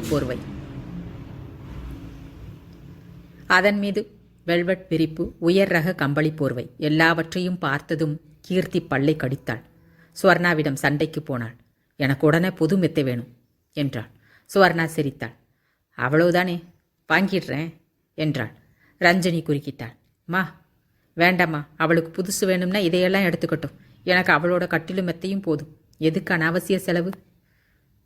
இதோ பார் Ranjani, call me mummy, not அம்மா, அண்டர்ஸ்டாண்ட்? ரஞ்சனிக்கு எரிச்சல் வந்தது. முடியாதுமா, மம்மின்னெல்லாம் நான் ஒரு நாளும் கூப்பிட மாட்டேன். அம்மானு தான் கூப்பிடுவேன். எனக்கு அதுதான் பிடிச்சிருக்கு. நோ, 4 பேருக்கு எதிர அம்மா அம்மான்னு அது நாராசமாக இருக்கும். எனக்கு நாராசமாக இருந்தால் என்னை தாத்தா கிட்டே அனுப்பிடுங்க. ரஞ்சனி பட்டென்று சொன்னபோது சுவர்ணா அதிர்ந்து போனாள். இவளை மெல்ல மெல்லத்தான் மாற்ற வேண்டும் என்று நினைத்து கொண்டாள். ரஞ்சனிக்கே வியப்பாக இருந்தது. தான் எப்படி இவ்வளவு தைரியமாக பேசினோம் என்று. ஆனால் தாத்தா அவளுக்கு சொல்லியிருக்கிறார், அஞ்ச வேண்டியதற்கு மட்டுமே அஞ்ச வேண்டும் என்று. அம்மா கண்டிஷன் போடுவதில் எந்தவித அர்த்தமும் நியாயமும் இருப்பதாக அவளுக்கு தோன்றவில்லை. எனவேதான் எதிர்த்து ஒரு குரல் கொடுக்க துணிந்தாள். ரஞ்சனி மெல்ல அந்த இடத்தை விட்டு நகர முற்பட சுவர்ணா அவளை அழைத்து நிறுத்தினாள். ஓ, நல்லதுக்காக தான் சொல்கிறேன் ரஞ்சனி. இது கிராமம் இல்லை, பட்டணம். அதுவும் நாகரீகத்தோட உச்சியில் இருக்கிற இடம். இந்த சூழ்நிலைக்கு ஏற்ற மாதிரி நீ கொஞ்சம் மாறித்தான் ஆகணும். அப்போ தான் உன் எதிர்காலம் சிறப்பாக இருக்கும். ரஞ்சனி பக்கென்று சிரித்தாள். அம்மாவை மம்மின்னு கூப்பிட்டா எதிர்காலம் சிறப்பாயிடுமா? அவ்வளோ ஈஸியான வழியாமா இது? இன்னைக்கு தேதியில் இங்கிலீஷ் பேச தெரியலனா பட்டணத்தில் பிழைக்க முடியாது ரஞ்சனி. மக்குன்னு தீர்மானம் பண்ணிடுவாங்க. அவங்க தீர்மானம் தான் தப்பு. மொழிங்கிறது பழக்கத்தினால வர்ற விஷயம். அதுவே அறிவாகாது. நான் ரஷ்யாவில் பிறந்திருந்தா ரஷ்ய மொழி பேசியிருப்பேன். ஜெர்மனில் பிறந்திருந்தா ஜெர்மன் மொழி பேசியிருப்பேன். சைனாவில் பிறந்திருந்தா சீன மொழி பேசியிருப்பேன். எந்த நாட்டில் பிறந்தாலும் எந்த மொழியில் பேசினாலும் தெளிவோடு இருக்கிறது தான் அறிவு. எனக்கு தேவையான அறிவும் தெளிவும் என்கிட்ட நிறையவே இருக்குது. இங்கிலீஷில் பேசினாத்தான் புத்திசாலின்னு நினைக்கிறவன் தான் மடையன். சுவர்ணா பெண்ணையே விரித்து பார்த்தாள். எவ்வளவு தைரியம் அந்த பெண்ணுக்கு! வந்த முதல் நாள் பூனை மாதிரி பயந்து நடுங்கின பெண்ணா இவள்? என்னமா பேசுகிறது! ஆனால் இதையெல்லாம் ஆங்கிலத்தில் பேசியிருந்தால் எப்படி இருக்கும்? எவ்வளவு பாராட்டுவார்கள் எல்லோரும். கொஞ்சம் விட்டு பிடித்தால் என்ன? ஓகே ரஞ்சனி, நீ என்னை அம்மானே கூப்பிடு. ஆனால் இங்கிலீஷ் கற்றுக்கிறது நல்லது தானே. ஒரு மொழியை தெரிஞ்சு வச்சுக்கிறது ஒன்றும் குத்தம் இல்லையே. ரஞ்சனி யோசித்தாள். எந்த ஒரு மொழியையும் தெரிந்து வைத்திருத்து கொள்வதில் தப்பே இல்லை. மொழி என்பது மனிதன் அறிந்து கொள்வதற்காக ஏற்பட்ட விஷயம். முடிந்தவரை எத்தனை மொழி கற்றுக்கொண்டாலும் நல்லதுதானே. ஆனால் அதுதான் உசத்தி. அது தெரிந்தால்தான் புத்திசாலி என்ற எண்ணம்தான் தவறு. எத்தனை பாஷை பேசத் தெரிந்தாலும் தாய்மொழிதான் வேர். அந்த வேரை ஆதாரமாக கொண்டுதான் மனிதன் ஆரோக்கியமாக வளர முடியும். இவர்கள் வேரை மறந்துவிட்டவர்கள், விழுதுகளால் தாங்கப்படுகிறவர்கள். அதுவுமின்றி இதுவுமின்றி அந்தரத்தில் பறக்கும் திருசங்குகள். ஒரு நாள் இவர்கள் தரையிறங்குவார்கள், அது நிச்சயம். சரிம்மா, நான் இங்கிலீஷ் கற்றுக்கிறேன் என்றாள் அம்மாவை பார்த்து. ஸ்வர்ணாவின் முகத்தில் ஒரு சந்துஷ்டி பரவியது. கீர்த்தி நாக்கு சுழற்சி இலக்காரமாக சிரித்தாள். வேஸ்ட் மம்மி, இதுக்காவது இங்கிலீஷ் பேச வர்றதாவது. நீ கல்லில் நார் உரிக்க போகிறேன்ற. நீ பேசாமல் இரு கீர்த்தி, உன்னை கேட்டேனா? அப்போ எனக்கு புது மெத்தை உண்டா இல்லையா? எடுத்துக்கோ. இப்போ வாங்கினது உனக்கு, பழசு அவளுக்கு. ராஜம்மா, டிஃபன் கொண்டா, நான் போகணும். 5 மணிக்கு சென்சாருக்கு புது படம் வர்றது. இப்போவே மணி 4:30. சீக்கிரம் சீக்கிரம். ஸ்வர்ணா பறந்தாள். டிஃபன் சாப்பிட்டு விட்டு ஸ்வர்ணா கிளம்பி சென்ற 10வது நிமிடம் கீர்த்தியும் எங்கோ வெளியில் சென்றாள். எங்கே போறா அவ? ரஞ்சனி ராஜம்மாவிடம் கேட்டாள். தெரியலையேம்மா. ஊரில் பாட்டி இப்படியெல்லாம் என்னை வெளியில் அனுப்பவே மாட்டாங்க. 2 நிமிஷம் ஆளை காணும்னா ஊரை கூட்டிடுவாங்க. ராஜம்மா சிரித்தாள். இங்கே அப்படியெல்லாம் அடக்குமுறை கிடையாது ரஞ்சனி. நினைச்ச நேரத்துக்கு போவாங்க, நினைச்ச நேரத்துக்கு வருவாங்க. ஒருத்தர் எங்கே போகிறேன்னு கேட்டால் கூட அநாகரிகம்னு கேட்டுக்க மாட்டாங்க. கீர்த்தி வீடு திரும்பும்போது மணி 9. வந்ததும் படுத்து விட்டாள். சுவர்ணா 11 மணிக்குத்தான் வந்தாள். அதுவரை ரஞ்சனிக்கு உறக்கம் வரவில்லை. மனதை கவலை அரித்தது. தானே சரியில்லாதவர், பிறரை எவ்வாறு கண்டிக்க முடியும்? கீர்த்தி இஷ்டத்துக்கு போவதும் வருவதும் இதனால் தானா? இன்னும் மணி தூங்கல? சுவர்ணா அதட்டலாகவே கேட்டாள். தூக்கம் வரல. தூக்கம் வந்தாலும் வராட்டாலும் 8 மணிக்கு நீ பெட்ரூமுக்கு போயிடணும் ரஞ்சனி. ஆனால் கீர்த்தி வீட்டுக்கு வர்றதே தினமும் 9 மணிக்கு. அவளை ஒன்றும் சொல்ல மாட்டீங்களா நீங்கள்? அவள் தைரியசாலி. அவளுக்கு இந்த ஊர் தண்ணிப்பட்ட பாடு. அவளை பற்றி எனக்கு எந்த பயமும் இல்லை. அவளை பற்றி நீயும் கவலைப்பட வேண்டாம். சுவர்ணா அலட்சியமாக பதில் சொல்லிவிட்டு தன் அறைக்கு சென்று கதவை சாத்தி கொண்டாள். ரஞ்சினி தன்னுடைய பெட்ரூம் வந்தாள். கீர்த்தி அயர்ந்து தூங்கி கொண்டிருக்க ரஞ்சனிக்கு தூக்கம் வரவில்லை. மணி மெல்ல நகர்ந்தது. இரவின் நிசப்தத்தை மீறி கதவு ஒன்று திறக்கும் ஒலி கேட்டது. ரஞ்சனி எழுந்து அறைக்கதவை மெல்ல திறந்தாள். ஏதோ ஒரு உருவம் வெளியேற அம்மா கதவு சாத்தி விட்டு வந்தாள். ரஞ்சனி வெளியில் வந்தாள். யாரும்மா போகிறாங்க இந்த நேரத்தில்? சுவர்ணாவின் முகம் கருத்தது. ஒரு பதட்டம் தெரிந்தது. அது உங்கள் அப்பா. அப்பா எப்போ வந்தார்? லேட்டாக தான் வந்தார். அவசரமாக எங்கேயோ போகணும்னு போயிட்டார். சுவர்ணா வேகமாக தன் அறைக்கு செல்ல ரஞ்சினி குழப்பத்தோடு உள்ளே வந்து கட்டிலில் அமர்ந்தாள். வெளியில் சென்ற உருவம் அப்பாவைப் போல இல்லை. அப்பா நல்ல உயரம். இந்த உருவம் சராசரி உயரத்தோடு சற்று பருமனாகவும் இருந்தது. அதுவும் இல்லாமல் அப்பாவுக்கு முடி இத்தனை சுருட்டை அல்ல. விடிவிளக்கு வெளிச்சத்தில் அந்த சுருட்டை முடி, பின்மண்டை முடி நன்றாகவே தெரிந்தது. நிச்சயமாக அது அப்பா இல்லை என்று உள்ளே ஒரு குரல் சொல்லியிருந்தது. அப்படியானால் அது யார்? எதற்காக இந்த நடுநிசையில் வந்து சொல்கிறான்? அம்மாவுக்கும் அவனுக்கும் இந்த இரவு நேரத்தில் அப்படி என்ன முக்கியமான? ரஞ்சனி தலையை பிடித்து கொண்டாள். அத்தியாயம் 22. கீர்த்திக்கு பொழுது போவது மிகவும் சிரமமாக இருந்தது. அரவிந்தன் டெல்லி போயிருந்தான், ஏதோ முக்கியமான வேலையாக. எவ்வளவு சீக்கிரமாக அவள் மனதை கவர்ந்து விட்டான் அவன். இத்தனை நாளாய் அவனை தேடியா ஓடினாள்? நண்பர்களோடு பொழுதை கழிக்கவில்லையா என்ன? இப்பொழுது அவன் ஒருவன் ஊரில் இல்லாததால் வீட்டை விட்டு வெளியில் செல்லக்கூட பிடிக்கவில்லை அவளுக்கு. வாக்மேனை எடுத்து காதில் பொருத்தி கொண்டு கேசட் ஒன்றை பொருத்தி பட்டனை அழுத்தினாள். பாட்டு சத்தம் கேட்கவில்லை. பேட்டரி தீர்ந்து போயிருந்தது. எரிச்சலோடு கழற்றி பொத்தென்று படுக்கையில் எறிந்தாள். கீர்த்தி, டிஃபன் சாப்பிட வரையா? ரஞ்சனி அறை கதவை திறந்து கேட்டாள். இங்கே கொண்டு வர சொல்லு ராஜம்மாவை. இது சாப்பிட்ற இடமில்லை கீர்த்தி, டைனிங் டேபிள்னு ஒன்று இருக்கு, அங்கே வந்து சாப்பிட்டு போ. கீர்த்தி சட்டென்று திரும்பினாள் ஆத்திரத்தோடு. அதை சொல்ல நீ யாரு? ராஜம்மா, டிஃபனை இங்கே எடுத்துட்டு வாங்க. அவங்க வரமாட்டாங்க. கீர்த்தி பல்லை கடித்தாள். ராஜம்மா, இப்போ வரப்போறீங்களா இல்லையா? வழியில் ராஜம்மா தவித்தாள். ரஞ்சனி ஒரு முடிவுக்கு வந்திருந்தாள். இந்த வீடு சரியில்லை என்று புரிந்துவிட்டது அவளுக்கு. இதை கொஞ்சம் சீர் செய்தே ஆக வேண்டும் என்று தோன்றியது. ஆரம்பத்தில் இருந்த பயமும் தயக்கமும் அவளிடம் இருந்து விடை பெற்றிருந்தது. இந்த வீட்டில் அவளுக்கும் சகல உரிமைகளும் உண்டு. யாருக்கும் பயப்பட தேவையில்லை. கீர்த்தியிடம் நாகரிகம் இருந்த அளவுக்கு நல்ல பழக்கங்கள் இல்லை.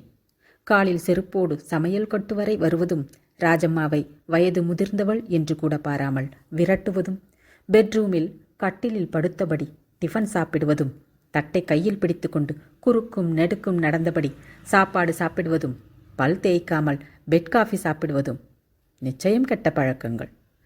யாரோ எக்கேடோ கெட்டு போகட்டும் என்று விட்டுவிட முடியாது. இவளுடைய உடன் பிறந்த சகோதரி. அம்மா இவளை சரியாக வளர்க்கவில்லை. நாகரிகம் என்ற பெயரில் அளவுக்கு மீறி சுதந்திரம் அளித்திருக்கிறாள். கீர்த்தியும் தாயை பணத்துக்கு மட்டுமே நாடுகிறாள். மற்றபடி பெண்ணை பற்றி எந்தவிதமான கவலையும் அம்மாவுக்கு இல்லை. அவளிடம் பாசத்தோடு பழகுவதில்லை. பரிவோடு பேச நேரமில்லை. தாத்தாவிடமே கீர்த்தியும் வளர்ந்திருந்தால் இப்படி முரடாக வளர்ந்திருக்க மாட்டாள் என்று தோன்றியது ரஞ்சினிக்கு. இது பற்றி தாத்தாவுக்கு கூட மன வருத்தத்தோடு கடிதம் எழுதியிருந்தாள். தாத்தா பதிலும் எழுதியிருந்தார். அந்த வீடு உனக்கு தாய் வீடுதான் ரஞ்சினி. கீர்த்தி செய்வது தவறென்று தோன்றினாள். நீதான் மெல்ல மெல்ல அவளை மாற்ற வேண்டும். அவளுடைய தவறை புரிந்து கொள்ள வைக்க வேண்டும். உன் நோக்கம் நல்லதெனில் உன் முயற்சியில் உனக்கு வெற்றி நிச்சயம் கிடைக்கும். தாத்தாவின் அறிவுரைப்படி நடக்க தீர்மானித்தாள் ரஞ்சினி. அதன் முதல் கட்டம்தான் இந்த முதல் யுத்தம். கீர்த்தி ஆத்திரம் தலைக்கேற எழுந்தாள். நீங்க என்ன எனக்கு தர்றது என்றபடி தானே சென்று பிளேட்டில் பூரியும் சப்ஜியும் எடுத்து கொண்டு வந்து கட்டிலில் அமர்ந்து நிதானமாக சாப்பிட்டாள். ரஞ்சினி புன்சிரிப்போடு அவளை பார்த்தாள். கீர்த்தி மமதையோடு பதிலுக்கு பார்த்தபடி பூரியை சுவைத்து உண்டாள். அதற்கு பிறகு ரஞ்சினி அவளிடம் எதுவும் பேசவில்லை. அவளுடைய அமைதி கண்டு கீர்த்தி வெற்றி பிரமிதத்தோடு சிரித்தாள். இனி அவள் தன் வழிக்கு வரமாட்டாள் என்று நினைத்தாள். ஆனால் அந்த நினைப்பெல்லாம் விடியும் வரைதான். மறுநாள் காலையில் தன் மீது ஈரமாக ஏதோ சட்டென்று கண் திறந்தவள் அதிர்ந்து போனாள். பெட்ரூம் முழுக்க கொடிகட்டி தன் பாவாடை, தாவணி, சட்டை, பாடி, உள்பாவாடை, டவல் என்று ஈரம் சொட்ட உலர்த்தியிருந்தாள் ரஞ்சனி. கீர்த்தி சட்டென்று எழுந்தாள். ஜன்னலோரம் நின்றிருந்த ரஞ்சனியை கோபத்தோடு அழைத்தாள். இதெல்லாம் யார் வேலை? ஏன் வேலைதான்? இட்டியட், ஈர துணியை பெட்ரூமில் உலர்த்திருக்கியே, அறிவிருக்கா உனக்கு? வேறெங்க உலர்த்துவாங்க? பின்னால் பால்கனியில் இதுக்குன்னு கொடி இல்லை? இத்தனை நாள் அங்கே தானே உலர்த்திட்டு இருந்த, இப்போ என்ன புதுசா? என் இஷ்டம் கீர்த்தி, நான் இங்கே தான் உலர்த்துவேன். இது துணி உலர்த்துற இடமில்லை. This is bedroom, not bathroom. புரிஞ்சுதா? எனக்கு புரிஞ்சுது, உனக்கு தான் புரிய மாட்டேங்குது. This is bedroom, dining room இல்லைன்னு. கீர்த்தி சட்டென்று நின்று அவளை வெறித்து பார்த்தாள். ஓஹோ, எங்கூட மோத ஆரம்பிச்சிட்டியா? நீ பலமாக அடிபட்டுக்க போகிற ரஞ்சனி. ரஞ்சனி அழுத்தமாக ஒரு புன்னகையை தன் இதழ்களில் படரவிட்டாள். என்னதான் கத்தினாலும் பெட்ரூமில் துணி உலர்த்தியதற்கு பலன் இருந்தது. கீர்த்தி ஒழுங்காக டைனிங் டேபிளுக்கு வந்து சாப்பிட்டாள். முடிந்த போதெல்லாம் ரஞ்சனியிடம் எரிந்து விழுந்தாள். இளக்காரமாக பேசினாள். இந்த சனியனை எதுக்கு கிராமத்திலிருந்து வரவழைச்ச என்று அம்மாவிடம் புலம்பினாள். ஸ்வர்ணாவுக்கோ அவளது புலம்பல்களை காது கொடுத்து கேட்கக்கூட அவகாசம் இல்லை. பெண்களின் கல்லூரி அட்மிஷனுக்கு யாரை பிடிப்பது என்ற யோசனையில் ஓடிக்கொண்டிருந்தாள். ரிசல்ட் வந்தால் தான் எதுவும் தீர்மானமாகும். கீர்த்தியை பற்றி கவலை இல்லை. நல்ல மார்க் வாங்கிவிடுவாள் என்பதில் எல்லளவும் சந்தேகமில்லை. ஆனால் ரஞ்சனி எப்படி? ஸ்வர்ணாவுக்கே புரியவில்லை. அடுத்த ஒரு வாரத்தில் ரிசல்ட் வந்தது. 2 நாளில் மார்க் ஷீட்டும் வந்தது. தாத்தா தந்தி மூலம் ரஞ்சனியின் மார்க்குகளை தெரிவித்திருந்தார். ஆங்கிலத்தில் 40, தமிழில் 80, மற்றவற்றில் சுமாராகவும் எடுத்திருந்தாள் ரஞ்சனி. இந்த மார்க்குக்கு எந்த காலேஜில் சீட் கொடுப்பார் ரஞ்சனி? ஸ்வர்ணா தலையில் கையை வைத்துக்கொண்டு உட்கார்ந்து விட்டாள். கீர்த்தி எல்லாவற்றிலும் 80க்கு மேல் எடுத்திருந்தாள். 2 பேரையும் மெடிக்கலில் சேர்த்து விடணும்னு ஆசைப்பட்டேன். நீ மார்க் வாங்கியிருக்கிற லட்சணத்துக்கு எக்கனாமிக்ஸ் கூட கிடைக்காது உனக்கு. போச்சு, என் மானமே போச்சு என்று எரிந்து விழுந்தாள் ரஞ்சனியிடம். சரி, அப்போ என்னை தாத்தாக்கிட்டே அனுப்பிடுங்க. நானும் ஆசைப்பட்டேன் இங்கே வர. ஷட்டப் ரஞ்சனி. உன இது ஒரு வார்த்தை சொல்லிட்டா பிரச்சனை தீர்ந்துடுமா? என் தாழை எழுத்து. யார் காலையாவது விழுந்து வாங்கி தொலைக்கிறேன். வேணாம்மா, எனக்காக நீ ஒன்றும் யார் காலிலையும் விழ வேண்டாம். எனக்கு டாக்டருக்கு படிக்கணும்னு ஆசையும் இல்லை. அப்புறம் என்னதான் பண்ணுறதா உத்தேசம்? தமிழ் லிட்ரேச்சர் கிடைச்சா சந்தோஷமாக படிப்பேன். உருப்படாமல் போக போகிறேன்ற. கீர்த்தி இடையில் புகுந்து நக்கலாக சொன்னாள். ரஞ்சனி அவளை முறைத்தாள். இது ஆங்கில யுகம் ரஞ்சனி. தமிழ் படிச்சுட்டு நீ என்ன செய்ய போகிற? உனக்கு எவன் வேலை கொடுப்பான்? படிப்புங்கிறது வெறும் பொருளாதாரம் தேடிக்கிறதுக்காகன்னு யார் சொன்னாங்க? அது அறிவை விஸ்தாரப்படுத்திக்கிறதுக்கு தான். அது சரி, அறிவு விஸ்தாரமாயிட்டா ஆகாசம் பொத்துக்கிட்டு பணம் கொட்டிடுமாக்கும். ப்ளீஸ்மா, எனக்கு இஷ்டமானதை படிக்க எனக்கு அனுமதி கொடுங்க. நான் படிக்கிற படிப்பு என்னை கைவிடாதுங்கிற நம்பிக்கை எனக்கு இருக்குது. ரஞ்சனி தீர்மானமாகத்தான் விருப்பத்தை தெரிவித்தாள். வேறு வழியின்றி ஸ்வர்ணா அதற்கு சம்மதித்தாள். ஓகே, நீ தமிழ் படி. அதே நேரம் நீ சரளமாக ஆங்கிலமும் பேசியாகணும். சம்மதம்னா உனக்கு தமிழ் லிட்ரேச்சர் வாங்கித்தரேன். சம்மதம் என்றாள் ரஞ்சனி. அந்த பிரச்சனை அத்தோடு முடிந்தது. உடனடியாக பெரிய சிபாரிசோடு கீர்த்திக்கு மருத்துவக் கல்லூரியிலும் ரஞ்சனிக்கு பெண்கள் கல்லூரி ஒன்றிலும் அட்மிஷன் வாங்கிவிட்டாள். ரஞ்சனியின் கல்லூரி முதலிலேயே திறந்து விட்டது. ஸ்வர்ணா அவளுக்காக புது துணிமணிகள் வாங்கி தந்தாள். அம்மா தனக்காக வாங்கி வந்திருந்த துணிமணிகளை ஆசையோடு பிரித்த ரஞ்சனி அதிர்ந்தாள். சுடிதாரும் மிடியும் பல நிறத்தில் கண்ணை பறித்தன. அம்மா, என்னது? எனக்கு இதெல்லாம் பழக்கமில்லை. பழக்கப்படுத்திக்கோ. இது கிராமம் இல்லை, சிட்டி. நீ போக போகிறது காலேஜ். அங்கே யாரும் பாவாடை தாவணியில் வரமாட்டாங்க. யார் எந்த ட்ரெஸ்ஸில் வந்தால் என்னம்மா? எனக்கு பழக்கமான ட்ரெஸ் தான் நான் போட்டுப்பேன். இதெல்லாம் கீர்த்திக்கு கொடுங்க. எனக்கு பாவாடை தாவணி போதும். ஷட்டப் ரஞ்சனி. எதுக்கு எடுத்தாலும் எதிர்த்து பேசுகிற? மனசில் என்ன நினச்சிட்ருக்க? நான் சொல்லிட்டேன், இது கிராமம் இல்லை, சிட்டின்னு. சிட்டினா எப்படி வேணால் இருந்துட முடியுமா? எனக்கு இதெல்லாம் பழக்கம் இல்லை, நான் போட்டுக்க மாட்டேன். ரஞ்சினி பிடிவாதம் பிடிக்க ஸ்வர்ணாவின் ஆத்திரம் எல்லை மீறியது. பெண்ணை பலாரென்று கன்னத்தில் அறைந்தாள். பொறி கலங்கி போயிற்று ரஞ்சனிக்கு. அம்மாவை கண்கலங்க பார்த்தாள். இது ஏன் வீடு ரஞ்சனி, நான் சொல்கிறபடி தான் நீ நடந்துக்கணும். அன்று முழுக்க அழுதாள் ரஞ்சனி. அம்மாவின் விருப்பப்படி பச்சை நிறத்தில் சுடிதார் அணிந்து கல்லூரிக்கு புறப்பட்டாள். பழக்கமில்லாததால் அத்தனை பேரும் தன்னையே பார்ப்பது போலிருந்தது அவளுக்கு. அதே நேரம் அம்மா சொன்னது போல் கல்லூரியில் அநேகமாக அத்தனை பேரும் நாகரிக உடைகள்தான் அணிந்திருக்கிறார்கள் என்பதையும் கண்கூடாக கண்டாள். முதல் நாள் என்பதால் ஸ்வர்ணாவே கல்லூரிக்கு கொண்டு விட்டு மாலையிலும் அழைத்து போக வந்தாள். உன்னை வீட்டில் விட்டுட்டு நான் உடனே போயாகணும் என்று பறந்தபடியே வந்தாள். ராஜம்மா காம்பவுண்ட் கேட் அருகிலேயே கையை பிசைந்தபடி நின்றிருந்தாள். என்ன ராஜம்மா? ஸ்வர்ணா காரிலிருந்து தலை நீட்டி கேட்டாள். ரஞ்சினி இறங்கி கொண்டாள். கீர்த்திக்கு நல்ல ஜுரம் அடிக்குதுமா, முக்ரா முணங்குறா, பயமாக இருக்குது. அப்படியே டாக்டர்கிட்ட கூட்டிகிட்டு போயிடுங்களேன். ஓ, எனக்கு டைம் இல்லை ராஜம்மா, முடிஞ்சா நீயே கூட்டிகிட்டு போ. பயப்பட ஒன்று இருக்காது, நான் வந்து பார்த்துக்கிறேன். சுவர்ணா வேகமாக காரை ரிவர்ஸ் எடுத்து சென்று விட்டாள். ரஞ்சினி வேகமாக மாடிக்கு வந்தாள். கீர்த்தியின் முகம் குங்குமமாக சிவந்திருந்தது. நெற்றியில் கை வைத்து பார்த்தாள். கையே பொத்து விடுவது போல நெற்றி கொதித்தது. அத்தியாயம் 23.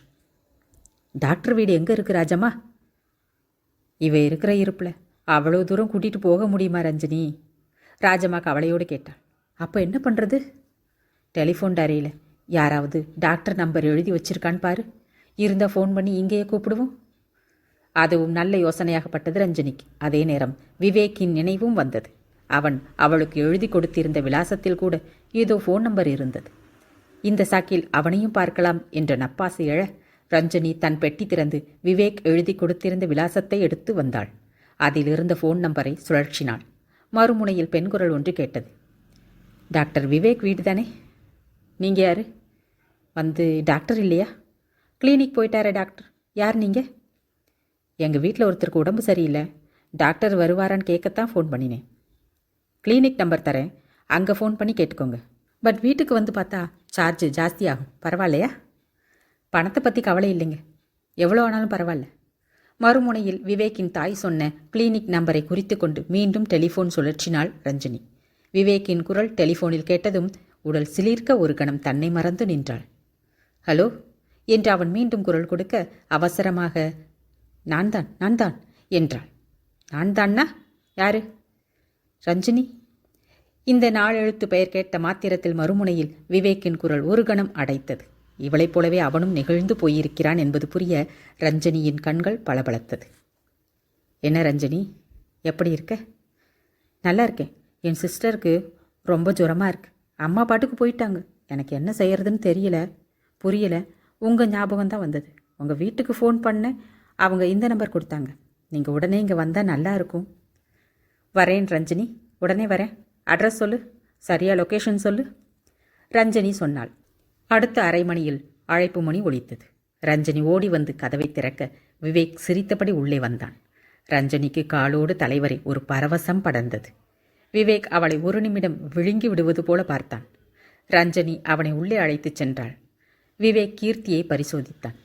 ஊசி போட்டு கைவசம் வைத்திருந்த சில மாத்திரைகளும் கொடுத்து தவிர எழுதியும் கொடுத்தான். ராஜம்மா, இதை வாங்கிட்டு வந்துடுங்க என்று பணத்தை கொடுத்து அனுப்பினாள் ரஞ்சினி.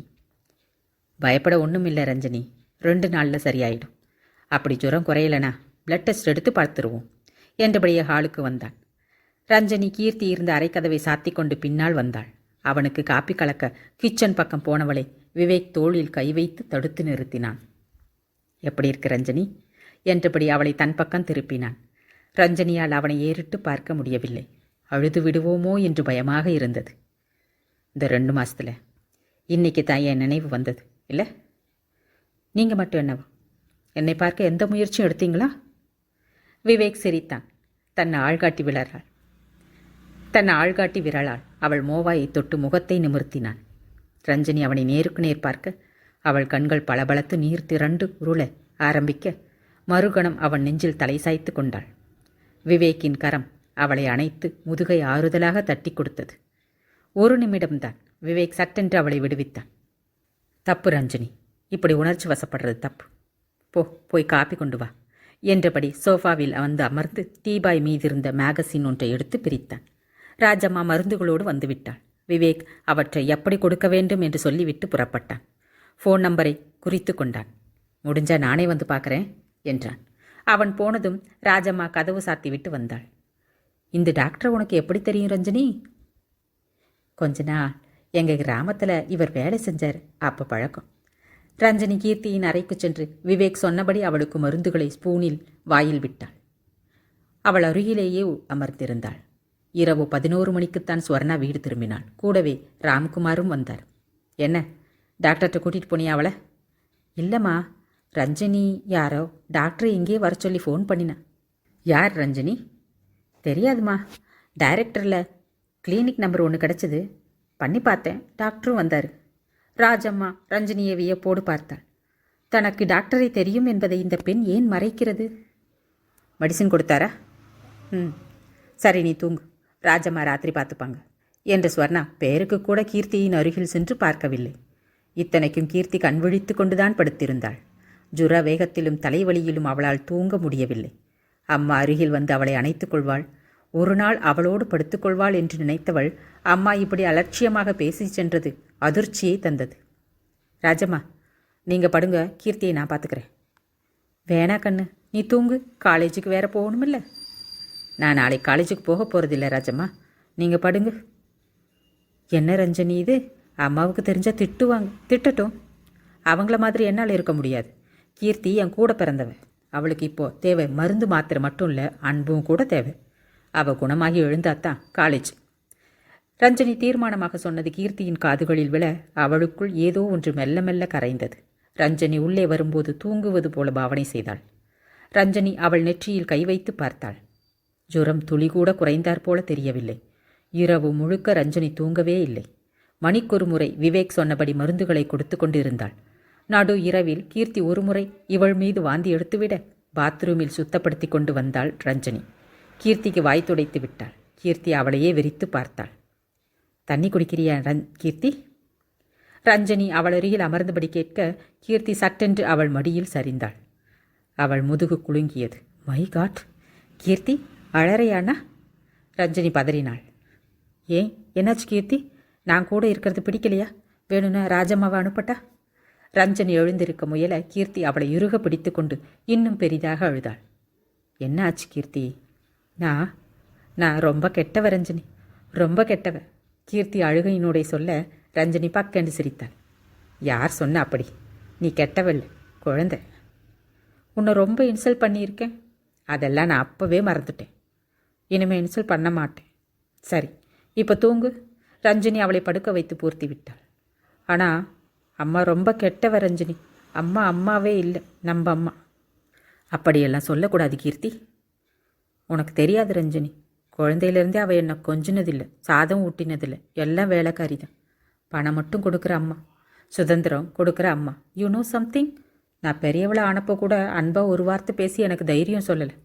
நாப்கின் வாங்கி கொடுத்துட்டு போயிட்டாங்க. ராஜம்மா தான் எல்லாம் சொல்லி கொடுத்தாங்க. கீர்த்தி சொல்ல சொல்ல ரஞ்சனியின் மனம் உருகியது. ரஞ்சனி பெரியவளான போது தாத்தாவும் பாட்டியும் ஊரையே அழைத்து கல்யாணம் போல அதை கொண்டாடியதும் நினைவுக்கு வந்தது. நாகரிகம் மனிதனை இந்த அளவுக்காய் இயந்திரங்களாக மாற்றிவிடும்? பாசத்தை கூடவா வேறறுத்து விடும்? ஒரு கால் இந்த ஏக்கங்கள் தான் கீர்த்தியின் முரட்டுத்தனத்திற்கு காரணமோ? ஓகே கீர்த்தி, இனிமே அம்மா கவனிக்கலனா என்ன? உனக்கு நான், எனக்கு நீ. சரியா? இப்போ தூங்கு. நிறைய பேசிட்ட, டயர்ட் ஆகிடும். கீர்த்தி தூங்கி போனாள். ஆனால் மறுநாள் காலை அவள் முகம், கழுத்து, கைகள் என்று முத்து முத்தாக வாரி கொட்டி இருந்தது. ரஞ்சனி திடுக்கிட்டாள். ஐயோ, இதுக்குத்தான் அத்தனை ஜுரமா? ராஜம்மா பதறினாள். ஸ்வர்ணாவிடம் விஷயம் சொன்னாள். மை காட், அம்மையா? இது எல்லோருக்கும் இல்லை பரவிடும். ஒன்று செய் ராஜம்மா, நீ இவளை இங்கிருந்து கவனிச்சுக்கோ. நானும் ரஞ்சனியும் ஒரு 10 நாள் ஹோட்டலில் தங்கிக்கிறோம். இது இறங்கினதும் வீட்டை க்ளீன் பண்ணிட்டு சொல்லி அனுப்பு. வேற என்ன செய்ய? எனக்கு நிறைய ப்ரோக்ராம்ஸ் இருக்குது. இது வந்துச்சுன்னா எல்லா ப்ரோக்ராமும் அப்செட் ஆகிடும்.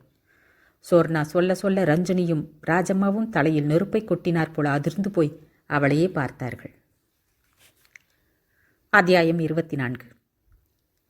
அடம்பிடிக்காத ரஞ்சனி, சொன்னா கேள். வீட்டில் ஒருத்தருக்கு வந்தால் வரிசையாக எல்லாருக்கும் இது நிச்சயம் வரும். நீங்கள் என்ன சொன்னாலும் சரி, உங்களுக்கு பயமாக இருந்தால் நீங்கள் போய் ஹோட்டலில் தங்கிக்கோங்க. நான் கீர்த்தியோட தான் இருப்பேன். எதுத்தா பேசுகிற நீ? மரியாதை புறப்பட போறியா இல்லையா? இதுக்கு மேலே நீங்கள் என்ன மிரட்டினா உங்கள் மரியாதை தான் கெடும். நீங்கள் எங்களை வயிற்றில் சுமந்து பெற்றீங்களா இல்லை எங்கேயாவது விலைக்கு வாங்கிட்டு வந்தீங்களான்னு எனக்கு சந்தேகமாக இருக்குது. ரஞ்சனி, தன் உயிரை கொடுத்து தன் குழந்தையை காப்பாற்றுறவ தான் தாய். அதனால தான் தாயை கடவுளை விட உசத்தின்னு சொல்கிறாங்க. ஆனால் அப்படி சொன்னவங்க இப்போ இங்கே வந்து உங்கள் பேச்சை கேட்டாங்கன்னா தற்கொலை பண்ணிக்குவாங்க. ஸ்வர்ணா அதிர்ந்து போய் நின்றாள். பெற்ற பெண்ணை விரோதி மாதிரி நினைத்து விழித்து பார்த்தாள். என்ன தைரியம்! என்னை பார்த்து என்ன பேச்சு பேசுறது என்று பொறுமினாள். பெண் சொல்லுவதில் என்ன நியாயம் இருக்கிறது என்று யோசிக்க முற்படவில்லை அவள். மாறாக இவள் சொல்லி நான் கேட்பதா என்ற ஈகோ உள்ளுக்குள் பொங்கியது. ஒரு சூட்கேஸில் துணிமணிகளை அடைத்து கொண்டாள். ஓகே, எக்கேடுங்கெட்டு ஒழிங்க, நான் போகிறேன். நல்லது சொன்னால் எடுக்கணும், எடுத்துக்கிட்டா சரி, இல்லைன்னா அனுபவி என்றபடி வெளியேறினாள். ரஞ்சனி அவள் போவதையே வெறித்து பார்த்தாள். ராஜம்மா அருகில் வந்து அவளை அணைத்து கொண்டாள். எங்கள் அம்மா மட்டும் ஏன் இப்படி ராஜம்மா? ரஞ்சனியின் குரல் அடைத்தது. போகட்டும் விடுமா, தானா ஒரு நாள் உணருவாங்க. நான் கோயிலுக்கு போய் கொஞ்சம் தீர்த்தமும் வேப்பிலையும் மஞ்சளும் கொண்டு வரேன். அவளை பார்த்துக்கோ. ராஜம்மா போன சிறிது நேரத்தில் டெலிஃபோன் அடித்தது. விவேக் பேசினான். எப்படி இருக்கு ரஞ்சனி உன் சிஸ்டருக்கு? ரஞ்சனி விஷயம் சொன்னதும் விவேக் ஒரு கணம் பதில் சொல்லவில்லை. இனி மெடிசன் தேவையில்லை ரஞ்சனி. இது தெய்வம் சம்பந்தப்பட்டது. மஞ்சளும் வேப்பிலையும் தான் மருந்து. தானா சரியாயிடும். ஜாக்கிரதையாக பார்த்துக்கோ. இளநீர் நிறைய வாங்கி கொடு. அப்புறம் நான் உன்னை பார்க்கணும்னா எங்கே பார்க்கறது? வீட்டுக்கு வாங்க. அடிக்கடி வீட்டுக்கு வந்தால் சந்தேகப்படுவாங்க ரஞ்சனி. அது சரி, நீ எந்த காலேஜில் சேர்ந்திருக்க? ரஞ்சனி பெயர் சொன்னாள். சரி, முடிஞ்சா நான் காலேஜ் வாசலில் உன்னை சந்திக்கிறேன். ஐயோ வேண்டாம் என்று இவள் பதில் சொல்லுவதற்குள் அவன் போனை வைத்து விட்டான். ஒரு தாய் ஸ்தானத்தில் நின்று ராஜம்மா உதவி செய்ய ரஞ்சனி கீர்த்தியை கவனித்துக் கொண்டாள். தினமும் கோயிலுக்கு போய் வேப்பிலையும் மஞ்சளும் வாங்கி வந்தாள். வேப்பிலையில் அவள் உடம்பை நீவி விட்டாள். வேப்பிலை வருடலுக்கு இத்தனை இதம் இருக்குமா என்று வியந்தாள் கீர்த்தி. இந்த அனுபவமெல்லாம் அவளுக்கு புதிது. ரஞ்சனி அருகில் உட்கார்ந்து சின்ன புத்தகம் பிரித்து லேசான ராகத்தோடு படித்த மாரியம்மன் தாலாட்டு கூட கேட்பதற்கு இதமாக இருந்தது. பாப் மியூசிக் மட்டுமே கேட்டு பழக்கப்பட்ட செவிகளுக்கு இது சொல்லத் தெரியாத ஒரு அமைதியை கொடுத்தது. அம்மா அருகிலிருந்து செய்ய வேண்டிய அத்தனையும் ரஞ்சனி செய்யும்போது இவளையா நோகடித்தோம் என்று தன் மீதே வெறுப்பேற்பட்டது அவளுக்கு. முத்துக்கள் வடியத் தொடங்கின. வெந்நீரில் வேப்பிலையும் மஞ்சளும் கலந்து 3 முறை தலைக்கு நீர் விட்டாள் ராஜம்மா. இளநீரும் தயிர் சாதமும் சூட்டை தணித்து புண் ஆற்றியது. சுவர்ணா தினமும் ஃபோன் பண்ணி விசாரித்தாலும் ரஞ்சனிக்கு பேச பிடிக்கவில்லை. ராஜம்மா தான் பதில் சொல்வாள். எனக்கென்ன பாசமே இல்லைன்னு நினச்சிட்டாளாவா என்று சுவர்ணா ஆதங்கத்தோடு கேட்ட கேள்விக்கு ராஜம்மாவால் பதில் சொல்ல முடியவில்லை. என்னை நம்பி பணம் போட்டு எவ்வளோ நிகழ்ச்சிகள் ஏற்பாடு செய்திருக்காங்க தெரியுமா? அவங்கள சிரமப்படக்கூடாதுன்னு பெத்த பொண்ணை கூட கவனிக்க முடியாம என் கஷ்டமும் தியாகமும் யாருக்கு புரியுது என்று அவள் பேசிய போது அடே அப்பா என்று வியந்தாள் ராஜம்மா. எவ்வளவு சாதுரியமான பேச்சு! 5 தண்ணீர் தலைக்கு விட்டு புண்கள் நன்றாக ஆறிய பிறகுதான் தைரியமாக வீட்டுக்கு வந்தாள் சுவர்ணா. ரஞ்சனி கீர்த்தி இருவருமே அவளிடம் முகம் கொடுத்து பேசவில்லை. அவளும் அதை சட்டை செய்ததாக தெரியவில்லை. 10 நாள் கழித்துதான் மீண்டும் கல்லூரிக்கு போனாள் ரஞ்சனி. கீர்த்திக்கு மருத்துவக் கல்லூரி திறக்க இன்னும் 1 வாரம் இருந்தது. 10 நாள் கழித்து ரஞ்சனி கல்லூரி புறப்பட்ட போது கீர்த்திக்கு என்னவோ போலிருந்தது. பாவாடை தாவணி அணிந்து புறப்பட்ட அவளை ஏற இறங்க பார்த்தாள். ஏன் சுடிதார் போட்டுக்கலையா? அது என்னமோ ரொம்ப கஷ்டமாக இருக்கு. எல்லோரும் என்னையே பார்க்குற மாதிரி. கீர்த்தி சிரித்தாள். You are wrong Ranjani. Churidar தான் சௌகரியம். நீ போட்டுக்கிற புடவையும் தாவணியும் பாவாடை தாவணியும் தான் செக்ஸியான ட்ரெஸ் தெரியுமா? அங்கங்கே உடம்பு தெரியும். பஸ்ஸில் ஏறும்போது தடுக்கும். But churidar best. கொஞ்ச நாளான பழகிடும். நீயே புரிஞ்சுப்ப. அப்படின்றியா? நீ சொன்னால் சரியாக தான் இருக்கும். ஒரு நிமிஷம், இப்போயே மாற்றிக்கிறேன். ரஞ்சனி பீரோ திறந்து சுடிதார் செட் ஒன்றை எடுத்து மாற்றிக்கொண்டு புறப்பட்டாள். இரு இதென்ன தலைவாரல்? மழுங்க வாரி இறுக பின்னிக்கிட்டு இந்த ட்ரெஸ் போட்டுக்கிட்டா அதுக்கேற்ற மாதிரி மற்ற விஷயமும் மாடனாக இருக்கணும். உட்காரு, நான் ஸ்டைலாக பண்ணி விடுறேன். எம்மாடி, நான் அலங்காரம் பண்ணிக்கிட்டு போகிறதுக்குள்ளே காலேஜ் முடிஞ்சிடும். என்னை விட்டுடேன் கீர்த்தி. நீ காலேஜ் ஸ்டூடெண்ட்மா, பயப்படவே கூடாது. எல்லோரையும் பயமுறுத்தணும். அதெல்லாம் நமக்கு வராது. நான் சொல்லித்தரேன். ஐயோ, ராஜம்மா காப்பாத்துங்களே இவக்கிட்ட இருந்து. ரஞ்சனி சினுங்க கீர்த்தி அவளை இழுத்து உட்கார வைத்தாள். இரு, தலையை மட்டும் பின்னி விட்டுடுறேன் இரு என்று கெஞ்ச ரஞ்சனி சரி என்று காட்டினாள். கீர்த்தி அவளுடைய நீண்ட கூந்தலை வாரி 2 பக்கமும் காதருகில் முடியை முறுக்கி ஹேர்பின் குத்தி இரட்டை ஜடை போட்டு விட்டாள். முகத்துக்கு கொஞ்சம் கிரீம் போட்டு அதன் மீது லேசாக பவுடர் போட்டு அவள் வைத்திருந்த பெரிய சிகப்பு பொட்டை எடுத்துவிட்டு சின்னதாக கருப்பில் கோபி வடிவ ஸ்டிக்கர் போட்டு வைத்தாள். இப்போ போய் பார் எப்படி இருக்குன்னு. ரஞ்சனி நிலை கண்ணாடி முன் நின்று தன்னை கண்டு தானே ஒரு கணம் வியந்தாள். பரவாயில்லையே, அழகத்தான் இருக்கேன் என்று நினைத்தாள். சரிப்போ நேராச்சு என்று கீர்த்தி சொல்ல வேகமாக வெளியில் வந்தாள். அவள் போனதும் கீர்த்தி டெலிஃபோன் எடுத்து அரவிந்தனின் நம்பர் சுழற்றினாள். ஹாய் கீர்த்தி, என்னாச்சு? ஆளையே காணோம். நீங்கள் எப்போ டெல்லியிலேருந்து வந்தீங்க? 1 வாரமாச்சு. வந்ததுலேருந்து உன்னை காண்டாக்ட் பண்ண பார்க்குறேன், முடியலை. ஃபோனில் யார் குரலோ கேட்டுது. பதில் சொல்லாமலே வச்சுட்டேன். அது என் சிஸ்டர் ரஞ்சனி. கிராமத்துக்கிளியா? அதுவும் தெரியுமாக்கும். உங்கள் குடும்ப ஜாதகமே என்கிட்ட இருக்கு. அப்புறம் வேற என்னெல்லாம் தெரியும்? நேரில் வந்தா மடியில் படுத்துக்கிட்டே வசதியாக சொல்லுவேன். அது என்ன பக்கத்தில் சிரிப்பு சத்தம்? பெண் குரல் மாதிரி இருக்கு. எஸ், என் ஸ்டெனோ ரொம்ப அழகாக இருப்பா. என் மேலே பயங்கர லவ். பட்டவா, என்ன கொப்பரையில் தள்ளி பொறிச்சிடுவேன். யார? 2 பேரையும் தான். ஐயா ஜாலிதான்.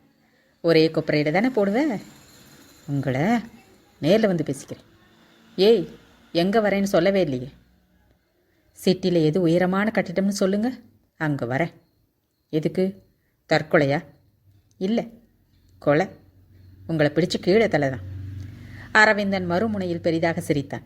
எம்மா ராட்சசி, பக்கத்தில் பொண்ணு யாரும் சத்தியமாக இல்லை. டிவியில் ஒரு பொண்ணு சிரித்தது, அந்த சத்தம்தான். என்னை நம்பு. அதானே பார்த்தேன். சரி, எங்கே வரட்டும் நீங்களே சொல்லுங்கள். நம்மளை மாதிரி ஆளுங்களுக்கு மெட்ராஸில் தனியாவா இடம் இருக்குது? வழக்கம் போல் பீச் தான். காந்தி சிலை கிட்டே இருக்கேன், 5:30 டான்னு வந்துடு. கிருத்திகா சரியாக 5:30 மணிக்கு தன் டிவிஎஸ்ஸை காந்தி சிலை அருகில் பார்க் செய்துவிட்டு அரவிந்தனை தேடினாள். சற்று தூரத்திலிருந்து கையாட்டினான் அவன். என்ன கீர்த்தி இது? Are you not well? உடம்பெல்லாம் என்ன இது? சிக்கன் ஃபாக்ஸ் போட்டுருச்சு. ஓ, இப்போ பரவாயில்ல. இழைச்சி போயிட்ட, முகம் வாடி போச்சு. என் சிஸ்டர் மட்டும் இல்லைனா செத்துருப்பேன். அம்மா எங்கே ஒட்டிக்குமோன்னு ஹோட்டலுக்கு போய் தங்கிட்டாங்க. சொல்லும்போதே கிருத்திகாவுக்கு கண்கள் கலங்கியது. ஓகே ஓகே என்று அவளை சமாதானப்படுத்தி பேச்சை மாற்றினான் அரவிந்தன். சரி வா, உட்கார வேண்டாம், முடிஞ்ச வரை இப்படியே நடப்போம் என்றவனோடு டைல்ஸ் பதித்த பிளாட்பாரத்தில் நடக்க ஆரம்பித்தாள். ராணிமேரி கல்லூரி அருகில் கிருத்திகா சட்டென்று நின்றாள். அவள் கண்கள் ஓரிடத்தில் நிலைத்து விரிந்தது. என்னாச்சு கீர்த்தி என்றபடி அரவிந்தனும் அவள் பார்த்த இடத்தை பார்த்தான். யாரது? கீர்த்தி பதில் சொல்லவில்லை. விவேக்கோடு சுவாரஸ்யமாக பேசிக் கொண்டிருந்த ரஞ்சனி இவர்களை கவனிக்காமல் பச்சை புல்லை தன் விரல்களால் பிடுங்கி போட்டபடியே பேசிக் கொண்டிருந்தாள். கீர்த்தி அவள் பார்ப்பதற்குள் சட்டென்று அரவிந்தனை இழுத்து கொண்டு கடந்து சென்றாள். அத்தியாயம் 25. அவ யார் கீர்த்தி? அரவிந்தன் மீண்டும் கேட்டான். கிராமத்து கிளி. ஓ, யூ மீன் ரஞ்சனி? அரவிந்தன் மிகவும் வியந்தான். நம்பவே முடியல, உன்னை விட அட்வான்ஸாக இருக்கா. அதான் எனக்கும் ஆச்சரியமாக இருக்கு. என்ன ஆச்சரியம்? இந்த அம்மா காதலின் மகத்துவம் சுற்றம் சூழல் எல்லாத்தையும் மறந்துடும். பயம்னா வீச என்ன விலைன்னு கேட்கும். அது சரி, பார்த்துட்டு இப்படி பேசாமல வருவாங்க? ஒரு ஷாக் கொடுக்க வேண்டாம்? எப்படி? எங்கள் அப்பா குதிரைக்குள்ளே இல்லைன்னு ஜோடியாக போய் நின்னா. பயத்துக்கு பதில் தைரியம் வந்துடும் அவளுக்கு. அப்போ சரி, நீ இரு, நான் போய் பேசிட்டு வரேன். ஐயோ, என்ன இது, இருங்க. அவள் சொல்ல சொல்ல அரவிந்தன் திரும்பி நடந்தான். புல்வெளியில் ஏறி அவர்களை நோக்கி சென்றான். ஹலோ. அவர்கள் சட்டென்று திரும்பினார்கள். ரஞ்சனிக்கு தெரிந்தவனோ என்று விவேக்கும், விவேக்கிற்கு தெரிந்தவனோ என்று அவளும் நினைத்து கொண்டு ஒரு மாதிரியாக சிரித்தார்கள். ஒருவரை ஒருவர் பார்த்து கொண்டார்கள். ஐயம் அரவிந்தன் கை நீட்டினான். ஐயம் விவேக். பதிலுக்கு விவேக்கும் கை கொடுத்தான். என்ன செய்கிறீங்க? ஐ மீன் உத்தியோகத்தை கேட்டேன். அறுக்கிற உத்தியோகம். ஐ மீன் டாக்டர்னு சொன்னேன். உங்கள் மனைவியா? மனைவி? விவேக் திருவென்று விழித்தான். தப்பா எதுவும் கேட்டுடலையேனா? இல்லை, ஆனால் மனைவி இல்லை. ஓ, காதலியா? இருக்கட்டும் இருக்கட்டும். அப்போ நான் வரேன். என்ன பேர்? ரஞ்சனி இல்லை? நல்லா இருக்கு. Ranjani Vivek, very nice. அரவிந்தன் மெல்ல நழுவி வர இருவரும் ஒருவர் முகத்தை ஒருவர் பார்த்து கொண்டார்கள். உனக்கு தெரிஞ்சவரா இவர்? விவேக் கேட்க ரஞ்சனி தலையசைத்து மறுத்தாள்.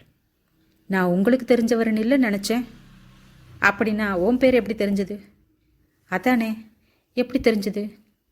நீ இரு ரஞ்சனி, நான் அவன் பின்னாலேயே போய் யார் என்னன்னு பார்த்துட்டு வரேன் என்றபடி எழுந்தான் விவேக். அவன் பின்தொடர்வது தெரியாமல் அரவிந்தன் விசிலெடுத்தபடி நடந்து சென்று கீர்த்தியோடு சேர்ந்து கொள்ள இருவரும் முன்னேறி நடந்தார்கள். கீர்த்தியை பார்த்ததும் சட்டென்று புரிந்து போயிற்று விவேக்கிற்கு. புரிந்ததும் சிரிப்பு வந்தது. ஓஹோ, அப்படியா என்று நினைத்தவன் உடனே நடையை விரைவாக்கி அவர்களை நெருங்கினான்.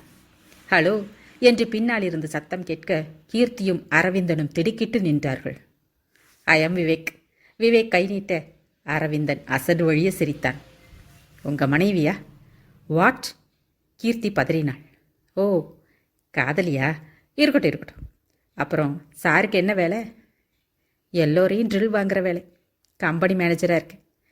இருங்க, அரவிந்தன் இல்லை உங்கள் பேர்? ஆமாம். இவங்க கிருத்திகா, அப்படி தானே? Nice name. Krithika, Aravindan, very nice. வரட்டுமா? விவேக் விடைபெற அரவிந்தன் மலைத்து போய் பார்த்தான். என் பேர் எப்படி தெரிஞ்சது? சொல்லிட்டீங்களா நீங்கள்? இல்லையே, நான் சொல்லலை. பின்ன எப்படி தெரிஞ்சது? ஒரு கால் ரஞ்சனி பார்த்திருப்பாளோ? பார்த்தும் பார்க்காதது போல இருந்து விட்டாளா? கிருத்திகா குறுகுறுத்த மனசோடு வீட்டுக்கு கிளம்பினாள். யாருன்னு தெரிஞ்சுதா? திரும்ப வந்த விவேக்கை கேட்டாள் ரஞ்சனி. சொன்னா ஆச்சரியப்படுவேன். சொல்லுங்க முதல்ல. கீர்த்தி இல்லை, உன் சிஸ்டர். ஆமாம், அவளோட ஆள், ஐ மீன் காதலன். ரஞ்சினி மூச்சை இழுத்து பிடித்து கொண்டாள். அப்படின்னா என்னை உங்களோட பார்த்துட்டு தான் அவரை அனுப்பியிருக்காள கீர்த்தி? இருக்கலாம். நான் முதல்ல வீட்டுக்கு போகிறேன். ரஞ்சினி குறுகுறுப்பும் பயமும் பொங்கி எழ வீட்டுக்கு கிளம்பினாள். இருவரும் ஒருவர் முகத்தை ஒருவர் பார்த்து கொள்ளவே கூச்சப்பட்டு விலகினார்கள். என்னாச்சு? 2 பேர் வந்ததுலேருந்து ரொம்ப அமைதியாக இருக்கீங்க. ஏதாவது சண்டையா? இல்லையே, இருவரும் கோரஸாக பதில் சொன்னார்கள். அப்புறம் ஏன் உம்முன்னு இருக்கீங்க? உம்முன்னு இருக்கேனா அப்படிங்கிற ரஞ்சனி? இல்லையே, பேசிட்டு தானே இருக்கும். எங்கே பேசுனீங்க? இல்லை, பேசணுமே. மனசுக்குள்ளேயே பேசிக்கிட்டா எனக்கு புரியுமா? இருவரும் திடுக்கிட்டார் போல ஒருவரை ஒருவர் பார்த்து கொண்டு அசடு வழிந்து சிரித்தார்கள். இரவு படுக்கும்போது கீர்த்திக்கு கொஞ்சம் துணிச்சல் வந்தது. நான் மட்டுமா, நீயும் தானே என்கின்ற துணிச்சல். மறுபடியும் ஜுரம் வர்ற மாதிரி இருக்கு ரஞ்சனி என்றாள் மெல்ல. அப்படியா? டாக்டர்கிட்ட காட்டுவோமா? ரஞ்சனி கவலையோடு வந்து தொட்டு பார்த்தாள். காட்டினா தேவலை போலத்தான் இருக்கு. ரொம்ப டயர்டாக இருக்கு. வயத்தை வேற வலிக்குது. ஃபோன் பண்ணவா? யாருக்கு? டாக்டருக்கு தான். வேணாம், கிளினிக் எங்கன்னு சொல்லு, நாளைக்கு அங்கேயே போவோம். ஆமாம், டாக்டர் பேர் என்ன? விவேக் சட்டென்று சொன்னாள் ரஞ்சனி. விவேக்கா? அம்மா வேற பேரில் சொல்லுவாங்க. அது யாரோ தெரியாது. ஆனால் அன்னைக்கு வீட்டுக்கு வந்தது இவர் தான். உனக்கு எப்படி தெரியும் இவரை? அது அது ரஞ்சனி சட்டென்று நிமிர்ந்து கீர்த்தியை பார்த்தாள். கீர்த்தி சிரிப்பை அடக்கி கொண்டாள். ஓ, டைரியில் நம்பர் பார்த்து கூப்பிட்டுட்டியோ? வந்த இடத்துல பேர் தெரிஞ்சுக்கிட்டியா? ஆமாம். பரவாயில்ல, நல்லாவே இருக்கார் டாக்டர். அதுவும் கோடு போட்ட ஷர்ட்டில் ரொம்ப ஸ்மார்ட்டாகவே இருக்கார். கீர்த்தி சொல்ல ரஞ்சனி அதிர்ந்தாள். வாயடைத்து போய் விழி பிதுங்க அவளையே பார்த்தாள். கீர்த்தி அவள் அருகில் வந்தாள். பயந்துட்டியா என்றபடி அவள் தோளில் கை வைத்தாள். நீ என்னை பார்த்தியா? ஒன்றும் இல்லை, உங்களை பார்த்தேன். அம்மாட்ட சொல்லவா? சொல்ல, நீ சொன்ன நானும் சொல்லுவேன். என்னன்னு? கீர்த்திகா அரவிந்தன் பேர் பொருத்தம் நல்லா இருக்கும்னு. கீர்த்தி கப்பென்று அவள் வாயை மூட இருவரும் விழுந்து விழுந்து சிரித்தார்கள். ஒருவர் ரகசியம் மற்றவருக்கு தெரிந்த பிறகு பேச்சு அதை பற்றியே இருந்தது. இரவு முழுக்க பேசினார்கள். ரஞ்சனி விவேக்கை சந்தித்ததை பற்றி சொல்ல, கீர்த்தி அரவிந்தன் படுத்தின பாட்டையெல்லாம் விலாவரியாக சொல்ல, இரவு நகர்ந்து மணி 2 என்றது கடிகாரம். ஸ்வர்ணா வந்ததும் படுத்ததும் எதுவும் தெரியாது. ஏதாவது சூடாக சாப்பிட்டா நல்லா இருக்கும் இல்லை? ரொம்ப பேசிட்டோம். ஃப்ரிட்ஜில் பால் இருக்கும், சுட வச்சு கொண்டு வரவா? ரஞ்சனி எழுந்து சென்று கதவை திறக்க, அதே நேரம் ஸ்வர்ணாவின் அரைக்கதவும் திறக்க ரஞ்சனி சட்டென்று கதவை மூடினாள். என்னாச்சு என்றபடி அருகில் வந்தாள் கீர்த்தி. ரஞ்சனி எதை பார்த்திருப்பாள் என்று ஓரளவுக்கு கீர்த்திக்கு புரிந்தது. கதவை மெல்ல திறந்து பார்த்தாள். அவள் அம்மாவின் அறையிலிருந்து வெளியேறிய உருவத்தையும் பார்த்தாள். யார் அது கீர்த்தி? எதுக்கு இந்த நேரத்தில் அடிக்கடி வந்துட்டு போறார்? அம்மாவுக்கும் அவருக்கும் என்ன சம்பந்தம்? கீர்த்தி பதில் சொல்லவில்லை. மனோஜ் அங்கிலே அவளுக்கு சிறு வயதிலிருந்தே தெரியும். குடும்ப நண்பர் என்றுதான் இத்தனை காலம் நினைத்திருந்தாள். ஆனால் இப்பொழுதுதான் புரிகிறது, அவர் குடும்ப நண்பர் மட்டுமல்ல என்று. கீர்த்தி பல்லை கடித்தாள். முகம் முழுக்க இரத்தச் சிவப்பாக மாறியது. என்னாச்சு கீர்த்தி? ரஞ்சனி பயந்து போய் அவளை உருக்கினாள். அத்தியாயம் 26. நம்ம குடும்பம் சரியில்லை கீர்த்தி. 4 சுவத்துக்குள்ளே தனித்தனி தீவா இருந்திருக்கீங்க. அப்பா வீட்டுக்கே வர்றதில்லை. வந்தாலும் அவங்க 2 பேருக்கும் சண்டை தான் வருது. அம்மா தனக்கு வீட்லேயும் சில கடமைகள் இருக்குங்கிறதையே சுத்தமாக மறந்துட்டாங்க. அவங்க 2 பேரும் மாறினாத்தான் இது வீடாக இருக்கும். அதுக்கு முதல்ல நீ மாறணும் கீர்த்தி. நான் மாறணுமா? எனக்கு புரியல, நீ என்ன சொல்ல வரேன்னு. நாகரிகம் தேவைதான் கீர்த்தி, ஆனால் அது நமக்கு உயர்வு தர்றதா இருக்கணும். நம்மளை மூழ்கடிக்கிறதா இருக்கக்கூடாது. நீ நினச்சப்போ வெளியில் போகிறதும் நினச்ச நேரத்திற்கு திரும்பி வர்றதும் கூட தப்பு தான். ஒரு விதத்தில் அம்மாவுக்கு அது சௌகரியமாக இருக்கிறதுனால தான் உன்னை தட்டி கேட்காம உனக்கு பூர்ண சுதந்திரம் கொடுத்திருக்கா. இதுவரை போனது போகட்டும் கீர்த்தி. இனிமே உன் நாகரிக போக்கை கொஞ்சம் மாற்றிக்கணும். 4 பேர் மதிக்கிற நல்ல குணங்களை வளர்த்துக்கணும். யார் மனசையும் காயப்படுத்தாமல் பேசணும். நல்ல லட்சியங்களை ஏற்படுத்திக்கணும். நாம் சரியாக இருந்தால் தான் அம்மாவோட தப்பை தைரியமாக சுட்டி காட்ட முடியும். இல்லைனா நம்ம குடும்பத்து மானம் சிரிப்பாக சிரிச்சிடும் கீர்த்தி. அதை பற்றி அம்மாவோ அப்பாவோ கவலைப்படுற மாதிரி தெரியல. ஆனால் நாம் பட்டே ஆகணும். ஏன்னா நமக்கு இனிமேதான் வாழ்க்கையே ஆரம்பிக்க போகுது. கிருத்திகா நிறைய யோசித்தாள். இதுவரை அவள் வழியில் யாரும் குறுக்கிட்டதில்லை. இது தவறு, இது சரி என்று யாரும் சொல்லிக் கொடுத்ததில்லை. ராஜம்மா சொல்ல வந்த சமயத்தில் கீர்த்தி சின்ன பெண் அல்ல. அதுவும் இல்லாமல் அகந்தியும் திமிரும் அளவு கடந்து இருந்தது அவளிடம். அந்த அகந்தையும் திமிரும் தான் ராஜம்மாவை கை நீட்டி அடிக்க வைத்தது. அவள் தனக்கு நல்லதுதான் சொல்கிறாள் என்று யோசிக்க மறுத்தது. இரத்தத்தின் நிறம் நீலம் என்று இவள் சொன்னாள். ஆமாம் என்று சொல்ல இவள் பின்னால் ஒரு ஜால்ரா கூட்டமும் இருந்தது. தனிக்காட்டு ராணியாய் இஷ்டத்திற்கு சுற்றித் திரிந்து நேரம் காலம் என்ற பயமெல்லாம் கடந்து நல்ல காலம் முழுக்க இன்னும் மூழ்கி போகாமல் இருக்கிறாள். இது யார் செய்த புண்ணியம்? நீ சொல்றது சரிதான் ரஞ்சனி. அடக்க ஆள் இல்லாமல் நான் முரட்டு மிருகமாத்தான் இருந்துட்டேன்.